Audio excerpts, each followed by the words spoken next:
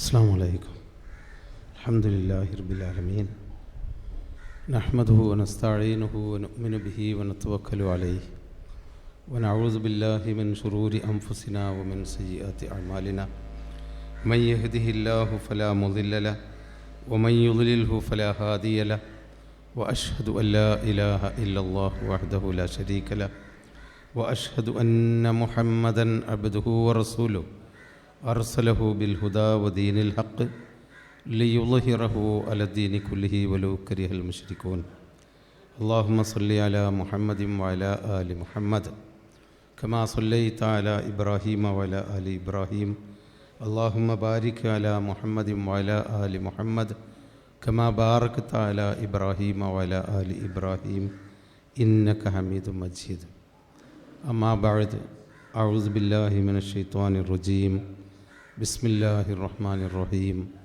يا أيها الذين آمنوا اتقوا الله وقولوا قولا سديدا يصلح لكم أعمالكم ويغفر لكم ذنوبكم ومن يطع الله ورسوله فقد فاز فوزا عظيما.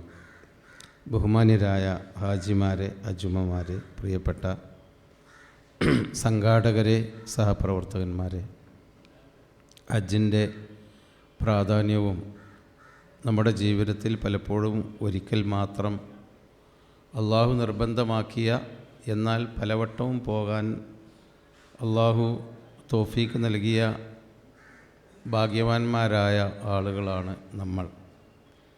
ഈ ഒരു ഭാഗ്യം അള്ളാഹു തആല ഹജ്ജ് കർമ്മം കഴിഞ്ഞ് തിരിച്ചു വരുവോളവും പിന്നീടും ഹജ്ജിൻ്റെ വെളിച്ചത്തിൽ ജീവിക്കാൻ നമുക്കെല്ലാം തൗഫീക്ക് നൽകുമാറാവട്ടെ എന്ന് നമ്മൾ പ്രാർത്ഥിക്കുക. ഇവിടെ സൂചിപ്പിച്ച പോലെ നമ്മളുടെ അറിവും നമ്മളുടെ സാമർഥ്യവും നമ്മുടെ കൂടെയുള്ള ഹജ്ജ് കമ്മിറ്റി ആണെങ്കിലും ഗ്രൂപ്പാണെങ്കിലും നമ്മുടെ ഗ്രൂപ്പ് ലീഡർമാരാണെങ്കിലും ഇനി നല്ല ആരോഗ്യമുള്ള വിവരമുള്ള ഭർത്താവുണ്ട്, അല്ലെങ്കിൽ കൂടെ ടീമിൽ നല്ല ആളുകളുണ്ട്, ഇതൊന്നുമല്ല ഹജ്ജിൻ്റെ വിജയത്തിനും അത് കബൂലാക്കാനുമുള്ള അടിസ്ഥാനപരമായ മാനദണ്ഡം. അതൊക്കെ ഉണ്ടായാൽ നമുക്ക് സൗകര്യമാണ്.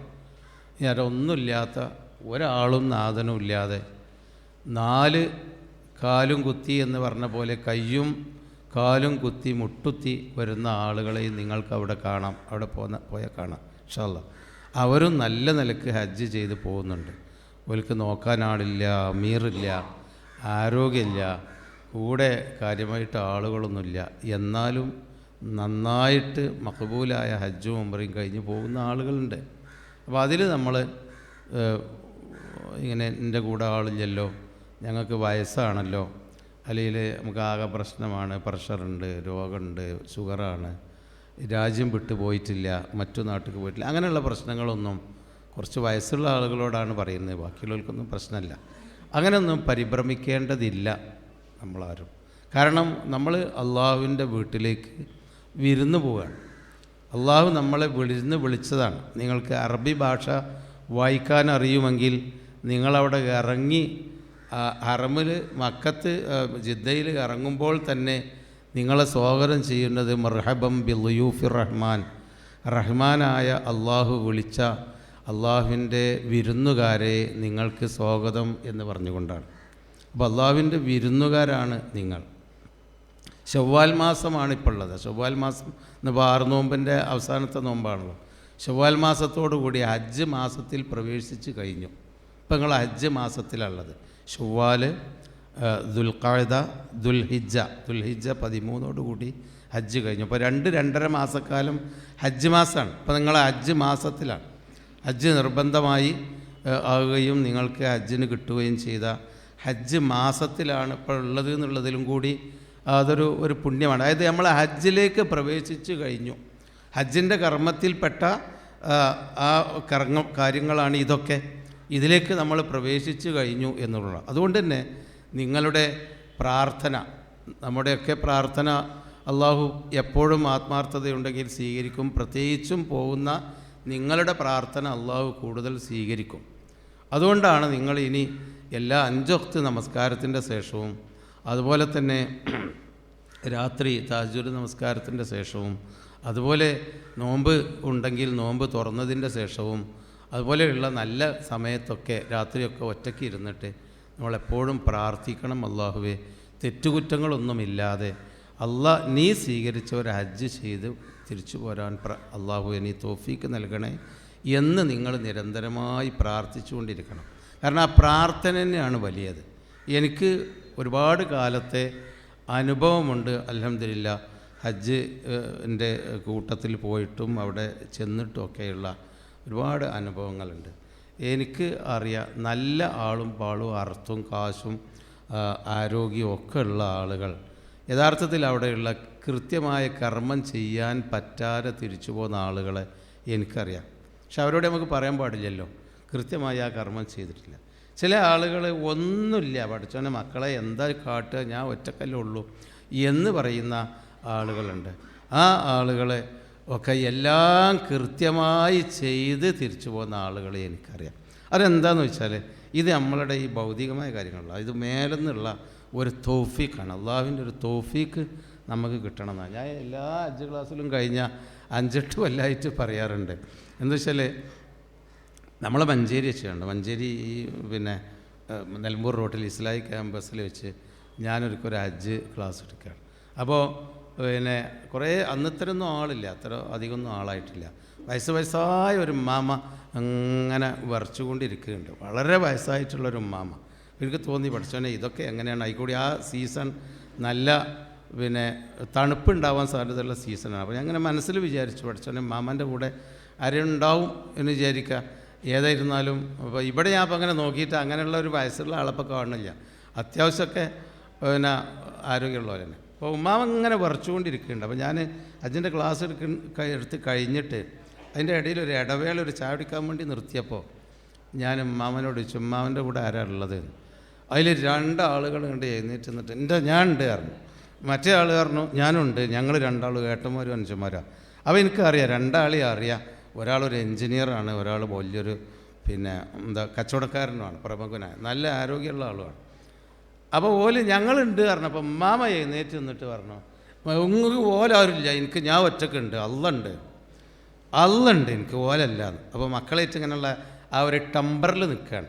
അപ്പോൾ എന്താണ് അങ്ങനെ? ഞാൻ അപ്പോൾ മക്കളോട് ചോദിച്ചപ്പോൾ പറഞ്ഞു ഉമ്മ ഹജ്ജിന് പോരാൻ പറഞ്ഞു. അപ്പോൾ ഞങ്ങൾ അമ്മ പണ്ട് ഹജ്ജിന് പോകുന്നതാണ്, വീണ്ടും ഉമ്മാൻ്റെ ഒരു സ്വത്ത് വിറ്റുകാണ്ട് ഹജ്ജിന് പോരാന്ന് പറഞ്ഞപ്പോൾ ഞങ്ങൾ വേണ്ടാന്ന് പറഞ്ഞു. ഡോക്ടറും പറഞ്ഞു വേണ്ടാന്ന്, 3 ബ്ലോക്ക് ഉണ്ട് ഉമ്മാക്ക്, നിങ്ങൾ ഹജ്ജിന് എന്തായാലും കൊണ്ടുപോണ്ടെന്ന് പറഞ്ഞ് അങ്ങനെ വാശി പിടിച്ച് പോരാണ് ഉമ്മ. അതുകൊണ്ടാണ് ഉമ്മാക്ക് ഞങ്ങളോടൊരു ദേഷ്യമുണ്ട്. അപ്പം ഞങ്ങളുണ്ട് എന്ന് പറഞ്ഞപ്പം മക്കൾ പറഞ്ഞേക്കണ ഉമ്മ നിങ്ങൾക്ക് കഴിയൂല, ഡോക്ടർ അങ്ങനെ പറഞ്ഞേക്കണ രോഗമെന്നൊക്കെ പറഞ്ഞപ്പോൾ എനിക്ക് കഴിയുമെന്ന് ഉമ്മ പറഞ്ഞതാണ്. അതാണ് ഇപ്പോൾ ഇവിടെ ഈ കണ്ടത്. ഞങ്ങൾ ഉമ്മാൻ്റെ കൂടെ ഉണ്ട് പറഞ്ഞപ്പോൾ എനിക്ക് ഓല ആരുമില്ല, പഠിച്ചോണ്ട് എന്നാണ്.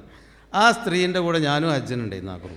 അങ്ങനെ പോയി ഞാനതിനെ ശ്രദ്ധിക്കുകയുണ്ട്. ഇത് പഠിച്ചോണ്ട് എന്ന് പറഞ്ഞ തവക്കുലാണല്ലോ.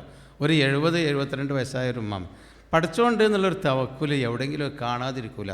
എനിക്കിങ്ങനെ തോന്നി, ഞാനതിനെ ശ്രദ്ധിക്കാറുണ്ട്. ഇടയ്ക്ക് റൂമിൽ പോയി നോക്കും, എന്താ വല്യമ്മ കുഴപ്പമൊന്നുമില്ലല്ലോ, ഭക്ഷണം കഴിച്ചിനെ, ഭക്ഷണം കഴിച്ചു, എല്ലാം ഹാപ്പി, ഭയങ്കര ഹാപ്പിയാണ്, ഭയങ്കര റാഹത്ത്. എന്താ അറിയില്ല, അവിടെ ചെന്നാൽ സംസമുള്ള കുടിച്ചോടുകൂടി അതിന് ഒരു സൂക്കടമില്ല എന്ന് എനിക്ക് തോന്നി. വയസ്സുള്ള പോലെ അത്രയും വയസ്സ് കുറഞ്ഞ പെൺകുട്ടികളുടെ അത്രയും ഒരു അനാരോഗ്യമൊന്നും അത് കാണിച്ചില്ല. അതിങ്ങനെ കഴിഞ്ഞ് ആകെ അത് മുസ്ദലിഫയിൽ നിന്ന് മിനായിലേക്ക് ഇങ്ങനെ നടന്നു പോരുകയാണ് ഞങ്ങൾ. ഞാൻ അവരുടെ കൂട്ടത്തിൽ ആ ടീമിലാണ്. മുസ്ദലിഫയിൽ നിന്ന് നടന്നു പോരുമ്പോൾ മക്കളെടുത്ത് വീൽ ചെയറൊക്കെ ഉണ്ട്, ഓലിതങ്ങനെ തൊക്കിലിച്ച് നടക്കുകയാണ്. കാരണം ഉമ്മാൻ്റെ അടുത്തേക്ക് അത് നടക്കാൻ പറ്റില്ല. കുറേ കഴിഞ്ഞപ്പോൾ ഉമ്മ ഇരുന്നപ്പോൾ ഞാൻ പറഞ്ഞു, ഉമ്മ ഞാനൊരു വീൽ ചെയർ സംഘടിപ്പിച്ചു തരാം നിങ്ങൾക്ക്, ഇനി നമുക്കാണ് മിനിക്ക് വേഗം എത്തണം, ആയിക്കോട്ടെ എന്നാലും മക്കൾ പറഞ്ഞിട്ടല്ല, ഞാൻ പറഞ്ഞിട്ടാണ്. ആ വീൽ ചെയറിൽ ഏകദേശം ഒരു 1 കിലോമീറ്റർ അത് മിനയിൽ എത്തോളം വീൽ ചെയറിൽ നടന്ന ഒരു അനാരോഗ്യം ഒഴിച്ച് ഒന്നുമില്ല. ആ ഹജ്ജൊക്കെ കഴിഞ്ഞ് വന്നിട്ട് 2 കൊല്ലം കഴിഞ്ഞിട്ട് ഞാൻ ആ വഴിക്ക് പോയപ്പോൾ ഈ വല്യമ്മ ഉണ്ട് പറഞ്ഞപ്പോൾ കാണാൻ പോയി. വല്യമ്മ ഉണ്ട് എന്ന് കാണാൻ പോയപ്പോൾ ഒരു കുട്ടീനെ ഒക്കത്തുണ്ട്, മറ്റേ കുട്ടീനെ കയ്യും പിടിച്ചുകൊണ്ട് മുറ്റത്ത് ഇങ്ങനെ നടക്കുകയാണ്. നല്ല ആരോഗ്യമുണ്ട്. ഞാൻ പറയുന്നത് അതിൻ്റെ ആ തവക്കുലാണ്. ലൗ തവക്കൽത്തും അലല്ലാഹി ഹഖ തവക്കുലിഹി ലറുസിഖ്തും കമാ തുർസഖു തയ്ർ തഖ്ദു ഹിമാസൻ തുറൂഹു ബിതാന. റസൂലുള്ളാഹിൻ്റെ ഒരു വചനം. അതൊക്കെ നമ്മൾ ഈ ഹജ്ജിൻ്റെ കാര്യത്തിൽ മാത്രമല്ല, എല്ലാ കാര്യത്തിലും നമുക്ക് ഉണ്ടാവേണ്ട വലിയതാണ്. ആളുകൾ ഈ കൗൺസിലർമാരുടെ അടുത്തേക്ക് മറ്റോരുടെ അടുത്തേക്കൊക്കെ പോയി എനിക്കൊരു ഉറപ്പില്ല, മനസ്സാകെ ബുദ്ധിമുട്ടാണ്, എന്തെങ്കിലും ഒരു ഗുളിക വേണം, ഒന്നും വേണ്ട. ലൗ തവക്കൽതും അലല്ലാഹി ഹക്ക തവക്കുലിഹി, നിങ്ങൾ അള്ളാൻ്റെ പേരിൽ അള്ളാൻ്റെ അടുത്ത് നിങ്ങളുടെ ഭാരങ്ങളൊക്കെ കണ്ട് ഇറക്കി വെച്ച് നിങ്ങൾ തവക്കുലാക്കിയാൽ അള്ള നോക്കും, എനിക്ക് അള്ളുണ്ട് എന്ന് തവക്കുലാക്കിയാൽ ലറുസിഖ്തും കമാ തുർസഖുത്തൈർ, പക്ഷികൾക്ക് ആഹാരം കൊടുക്കേണ്ട മാതിരി അള്ള നിങ്ങളെ പ്രശ്നങ്ങൾ പരിഹരിച്ചു തരുന്നു. പക്ഷികൾക്ക് ആഹാരം കൊടുക്കൽ? പക്ഷികൾക്ക് ആഹാരം കൊടുക്കൽ? സ്കൂൾ കുട്ടികൾക്ക് ടിഫിൻ കൊണ്ടുപോയിട്ടില്ലെങ്കിൽ ഇന്നിപ്പോൾ എവിടെ നിന്നാണ് പോകാനോ ഉച്ചക്ക് അത് ഞാൻ കൊണ്ടുപോയി കൊടുക്കുമെന്ന് അറിയില്ലേ. ഇവിടേക്ക് വരുമ്പോൾ ആരെയിലൊക്കെ ചോദിച്ചിട്ടുണ്ട്, അപ്പോൾ അവിടെ ഭക്ഷണം ഉണ്ടാവില്ലേ, ഒരു രജിസ്ട്രേഷൻ ഒരു ഭക്ഷണമൊക്കെ ഉണ്ടാവില്ല, ഉണ്ടാവും, ഭക്ഷണം ഉണ്ടാവും. ഭക്ഷണം ഇല്ലെങ്കിലോ നമ്മളെവിടെയെങ്കിലും പോകും, നമ്മളെല്ലാം നേരം വിളിക്കുമ്പോൾ ഇറങ്ങിയിട്ട് എവിടെ ഭക്ഷണം, ഇന്നെവിടെ നോൽമ്പറക്കൽ, ഇന്നവിടെ ഉച്ചക്ക് കൊടുന്നാൽ നമ്മൾ ഭക്ഷണം കഴിക്കേണ്ടി, ഇത് തിരഞ്ഞെടുക്കേണ്ട ആളുകളാണ് നമ്മളൊക്കെ. പക്ഷേ പക്ഷി രാവിലെ തന്നെ കൂട്ടുന്ന നമ്മളെ മുറ്റത്തു നിന്നുള്ള ആ മരക്കൊമ്പത്തു നിന്ന് അണ്ട് ഇറങ്ങുമ്പോൾ അതിൻ്റെ ഉച്ചക്കത്തെ വെള്ളം ഓടുന്ന, അതിൻ്റെ അരിമണി ഓടുന്ന, ഒരു തീരുമാനമില്ലല്ലോ. ആരും അതിന് പക്ഷികൾക്ക് ഭക്ഷണം ഉണ്ടാക്കി വെച്ചിട്ടില്ലല്ലോ. പക്ഷേ തഹ്ദു ഹിമാസൻ, ഒട്ടിയ വയറുമായി കൂട്ടിൽ നിന്ന് ചെലച്ചുകൊണ്ടിറങ്ങുന്ന പക്ഷികൾ, ഒ തറോഹു ബിത്താന, വയറ് നിറച്ചുകൊണ്ടാണ് പക്ഷികൾ തൻ്റെ കൂട്ടിലേക്ക് വൈകുന്നേരം എത്തുന്നത്. ആര് കൊടുത്തു ഭക്ഷണം? പടച്ചോൻ കൊടുത്തതാണ്, അല്ലാതെ അവിടെ ഉണ്ടാക്കി വെച്ചതല്ല. ഇതുപോലെയാണ് നിങ്ങൾ തവക്കുലാക്കിയാൽ നിങ്ങളറിയാതെ കാലിലൊട്ട് വേദന ഉണ്ട്, പ്രഷറുണ്ട്, അതുപോലെ തന്നെ ഷുഗറുണ്ട്, എല്ലാ ജാതി സാധനങ്ങളും രോഗങ്ങളും ഉണ്ട്. ഞാനിപ്പോൾ എന്താ പഠിച്ചോനെ ചെയ്യ മക്കളെ, എന്നെ നിങ്ങൾ പിടിച്ചണല്ലോ എന്ന് പറയുമ്പോൾ ഒന്നും വേണ്ട. തവക്കൽതു അലല്ലാഹ്, ഹസ്ബി അല്ലാഹു വനിഅമൽ വക്കീൽ. അതാണ് വലിയത്. അതിന് മാത്രം വലിയൊരു ആയുധം വേറെ ഈ ലോകത്ത് വേറെ ആരുടെ കയ്യിലുമില്ല. ഹസ്ബി അല്ലാഹു വനിഅമൽ വക്കീൽ.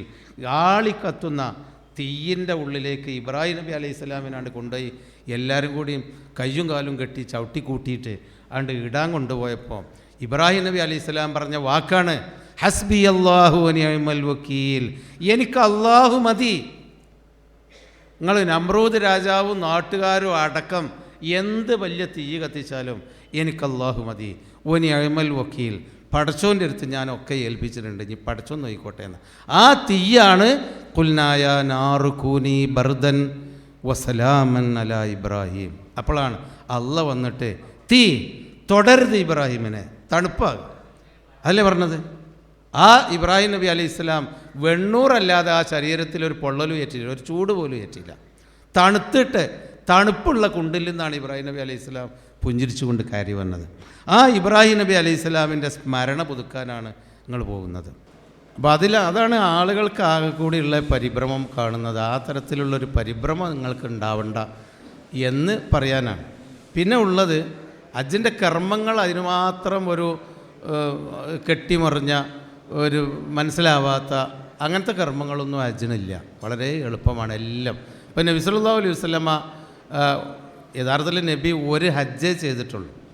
കഅബത്തിൻ്റെ അടുത്താണ് നബി പെറ്റ് വളർന്നതും കളിച്ചു വളർന്നതൊക്കെ കഅബത്തിൻ്റെ ചുറ്റുവത്താണെങ്കിലും റസൂലുള്ളാഹി സ്വല്ലല്ലാഹു അലൈഹി വസല്ലമ ഒരു ഹജ്ജാണല്ലോ ചെയ്തത്. ആ ഹജ്ജിൻ്റെ മുമ്പ് നബി മദീനത്തെ പള്ളിയിൽ വിളിച്ചു കൂട്ടിയിട്ട് അങ്ങനെ ഒരു ക്ലാസ് ഒന്നും എടുത്തു കൊടുത്തിട്ടില്ല. പക്ഷേ നബി കൂടെ ഉണ്ടായിരുന്നു. അപ്പോൾ നബി പറഞ്ഞു, നിങ്ങൾ എൻ്റെ ഒപ്പം പോരി, എൻ്റെ ഒപ്പം ഹജ്ജിന് ഒരാളോലൊക്കെ പോരി, ഞാൻ ചെയ്യേണ്ടതൊക്കെ നിങ്ങളാണ് ചെയ്താളിയെന്ന്. അത്രയേ ഉള്ളൂ. പോയി അത് ഹുദു അന്നി മനാസികക്കും, ഹുദു അന്നി മനാസികക്കും എന്ന് പറഞ്ഞത്. ഞാൻ ഒട്ടകപ്പുറത്ത് നിങ്ങളെ കൂടെ ഉണ്ട്, എൻ്റെ മാതിരി നിങ്ങളാണ് ചെയ്താളി എന്ന് പറഞ്ഞു. അപ്പോൾ അങ്ങനെ ഒരു ചെറിയൊരു മാതൃകയൊക്കെ ഉണ്ടായി കുറച്ചൊക്കെ ഒരു മനസ്സിൽ നമുക്കൊരു ധാരണ ഉണ്ടായാൽ ചെയ്യാവുന്നതേ ഉള്ളൂ ഹജ്ജ്. അതല്ലാതെ ആ മനാസിക്കിൻ്റെ കെട്ടൊക്കെ കാണുമ്പോൾ ഇനി ഇതൊക്കെ കൂടി വായിച്ചു കണ്ട് എങ്ങനെ പഠിച്ചോനെ ഇബാദത്ത് ചെയ്യുക എന്നുള്ള ബേജാറോ ഒന്നും നിങ്ങളാവും വേണ്ട. വളരെ ലളിതമായിട്ട് തന്നെയാണ് ഹജ്ജ്. കാരണം ലോകത്തിൻ്റെ എല്ലാ ഭാഗത്തുള്ള ആളുകൾക്ക് ഫർളായാൽ ഇൽമുണ്ടായാൽ ചെയ്യണം എന്നല്ലല്ലോ അള്ളാഹ് പറഞ്ഞത്. അപ്പോൾ നമ്മൾ അത്യാവശ്യമായി അതിൻ്റെ കാര്യങ്ങൾ പഠിക്കണം, അത്രയേ ഉള്ളൂ. പക്ഷേ ഉള്ളൊരു വിഷയം എന്താണെന്ന് വെച്ചാൽ, പിന്നെ ഞാൻ വളരെ ചുരുങ്ങിയ സമയം കൊണ്ട് നിങ്ങൾക്കതിൻ്റെ കാര്യങ്ങൾ പറഞ്ഞു തരാം. പക്ഷെ നിങ്ങൾ മനസ്സിലാക്കണം. അതിൻ്റെ ഒരു വിഷയം എന്ന് വെച്ചാൽ, ഞാൻ ഇപ്പോൾ കഴിഞ്ഞ ആഴ്ച ഈ നോമ്പിൻ്റെ ഒടുത്തെ നോമ്പിന് ഒരു പള്ളിയിൽ പോയിട്ട് ഒരു ക്ലാസ് ഉണ്ടായിരുന്നു. ചെറിയൊരു ഉപദേശം കൊടുക്കാൻ വേണ്ടി ഒരു ക്ലാസ് കുട്ടികളെ കൂടി വിളിച്ചപ്പോൾ ചെന്നാൽ, അപ്പോൾ അവിടെ ചെന്നപ്പോൾ ലൂറിൻ്റെ നേരത്തെ ചെന്നപ്പോൾ എല്ലാവരും ഇങ്ങനെ നിസ്കരിക്കുന്നുണ്ട്, സുന്നത്തൊക്കെ ഇരിക്കുന്നുണ്ട്. പള്ളി കയറിയപ്പോൾ ഒരാൾ ആ പള്ളീൻ്റെ നടുക്കൊക്കെയുണ്ട്, വേറൊരാൾ അങ്ങേപ്പുറത്തൊക്കെയുണ്ട്, മുമ്പിലൊന്നുമില്ല. എല്ലാവരും ഇപ്പോൾ സാധാരണ നമ്മൾ നിസ്കരിക്കേണ്ടത് ഒരു തൂണോ അല്ലെങ്കിൽ ഒരു ചുമരുമാല അങ്ങനെയാണല്ലോ നിസ്കരിക്കേണ്ടത്. സൊഫൊന്നും ഉണ്ടെങ്കിൽ സൊഫിൻ്റെ ബാക്കിൽ നിന്ന്, മറ്റത് ഒരു നടുക്ക് ഇങ്ങനെ നിന്നിട്ട് ഇവിടെ നിന്ന് ഇങ്ങനെയാണ് നിസ്കരിക്കുക എന്ന് പറയുമ്പോൾ ഈ പോകുന്ന ആളുകൾക്കൊക്കെ പ്രയാസം ഉണ്ടാവും. സുത്രത്തുൽ മുസല്ലി എന്ന് പറയുന്നൊരു മുമ്പിൽ നിസ്കരിക്കേണ്ടതിൻ്റെ മുമ്പിൽ എന്തെങ്കിലും ഒന്ന് വേണമെന്നാണ്. നീ ഒരു തൂണോ മറയോ ഒന്നും ഇല്ലെങ്കിൽ ഒരു മുണ്ടെങ്കിലും ടവലെങ്കിലും ഇട്ടിട്ട് ആ മുമ്പിലൊരു മറ അടിച്ചിട്ട് ആ ടവലിൻ്റെ അപ്പുറത്ത് കൂടി ആൾ നടന്നോട്ടെ, എന്നാലും മുമ്പിലൊന്ന് വേണം. സഹാബിമാരൊക്കെ യാത്ര പോകുമ്പോൾ ഒരു കൊള്ളി എടുത്ത് കുത്തിയിരുന്നു എന്നാണ്, എന്നിട്ടാണ് നിസ്കരിച്ചിരുന്നത്. കാരണം ഒരു ഒഴിഞ്ഞ സ്ഥലത്ത് ഇങ്ങനെ ഒറ്റക്ക് നിന്ന് നമ്മൾ പള്ളിയിൽ പോയി നിസ്കരിക്കരുത്. ഒരു തൂണോ ചുമരോ അല്ലെങ്കിൽ നമ്മുടെ കയ്യിലുള്ളൊരു കടലാസോ. ഇപ്പോൾ അറമ്പിലൊക്കെ ചെന്നാൽ പിന്നെ ചെരുപ്പുണ്ടാവും നിങ്ങളുടെ കയ്യിൽ, ചെരുപ്പ് കയ്യിൽ വെക്കണം. ചെരുപ്പ് എപ്പോഴും കയ്യിൽ വെക്കണം. കാരണം അറമ്പക്കാണ് കയറിൻ്റെ അടുത്ത് ഒരു പ്ലാസ്റ്റിക്കിൻ്റെ ഉറ നിങ്ങൾക്ക് ഫ്രീ കിട്ടും. അത് കഴിഞ്ഞ് പൊലിച്ചെറിഞ്ഞാൽ മതി, പിന്നെയും പോകുമ്പോൾ പിന്നെയും കിട്ടും. ആ പ്ലാസ്റ്റിക്കിൻ്റെ ഉറയിൽ നിങ്ങൾ കൊണ്ടായാലും വേണ്ടില്ല, ആ ചെരുപ്പ് എടുത്ത് നല്ലോണം കെട്ടിയിട്ട് അവിടെ മുമ്പിൽ വെച്ചാലും മതി. എന്നിട്ട് എന്നാൽ പിന്നെ അപ്പുറത്ത് കൂടി ആളുകൾക്ക് നടക്കാം. അല്ലെങ്കിൽ റസൂലുള്ളാഹി സ്വല്ലല്ലാഹു അലൈഹി വസല്ലം വളരെയധികം വിരോധിച്ചതാണ്, നിസ്കരിക്കുന്നവൻ്റെ മുമ്പിൽ കൂടി നടക്കുന്നതിനേക്കാളും നല്ലത് 40 കൊല്ലം അവിടെ നിന്നാലും നിസ്കരിക്കുന്നവൻ്റെ മുമ്പ് കൂടി നടക്കാതിരിക്കലാ നല്ലത് എന്ന്. അത്രമാത്രം പ്രശ്നം. ഞാൻ പറഞ്ഞു വന്നത് അതല്ല. അപ്പോൾ ഞാൻ ഈ ക്ലാസ് ചെന്നപ്പോൾ ക്ലാസ്സിൻ്റെ തുടക്കത്തിൽ ഞാൻ പറഞ്ഞു, ഈ പള്ളിക്ക് കയറി വന്നപ്പോൾ ഒരാൾ അവിടെ നടുക്ക് നിൽക്കിയിരിക്കുന്നുണ്ട്, ഒരാൾ ഈ തൂണിൻ്റെ മുമ്പിൽ നിൽക്കിയിരിക്കുന്നുണ്ട്. ആ തൂണിൻ്റെ അപ്പുറത്ത് നിൽക്കരിച്ചാൽ മതിയല്ലോ. അങ്ങനെയൊന്നും പാടില്ല. നിങ്ങൾ ടവലോ അല്ലെങ്കിൽ നിങ്ങളെ പിന്നെ എന്തെങ്കിലും കടലാസോ കാര്യമോ നിങ്ങൾ മുമ്പിൽ വെച്ചിട്ട് നിസ്കരിക്കാൻ ഞാൻ മുമ്പ് കൂടി നടക്കേണ്ട ബുദ്ധിമുട്ടാന്നൊക്കെ പറഞ്ഞ് ഞാൻ കാര്യമായിട്ട് ക്ലാസ്സൊക്കെ എടുത്തു. എൻ്റെ വിചാരം ആൾക്കാർ ഇതൊക്കെ എല്ലാം മനസ്സിലാക്കിയിട്ടുണ്ട്. അപ്പോൾ അങ്ങനെ തലക്കാട്ടി ഇനിയിപ്പോൾ ജനങ്ങൾ നന്നായല്ലോ എന്നുള്ളൊരു കോലത്തിലാണ്.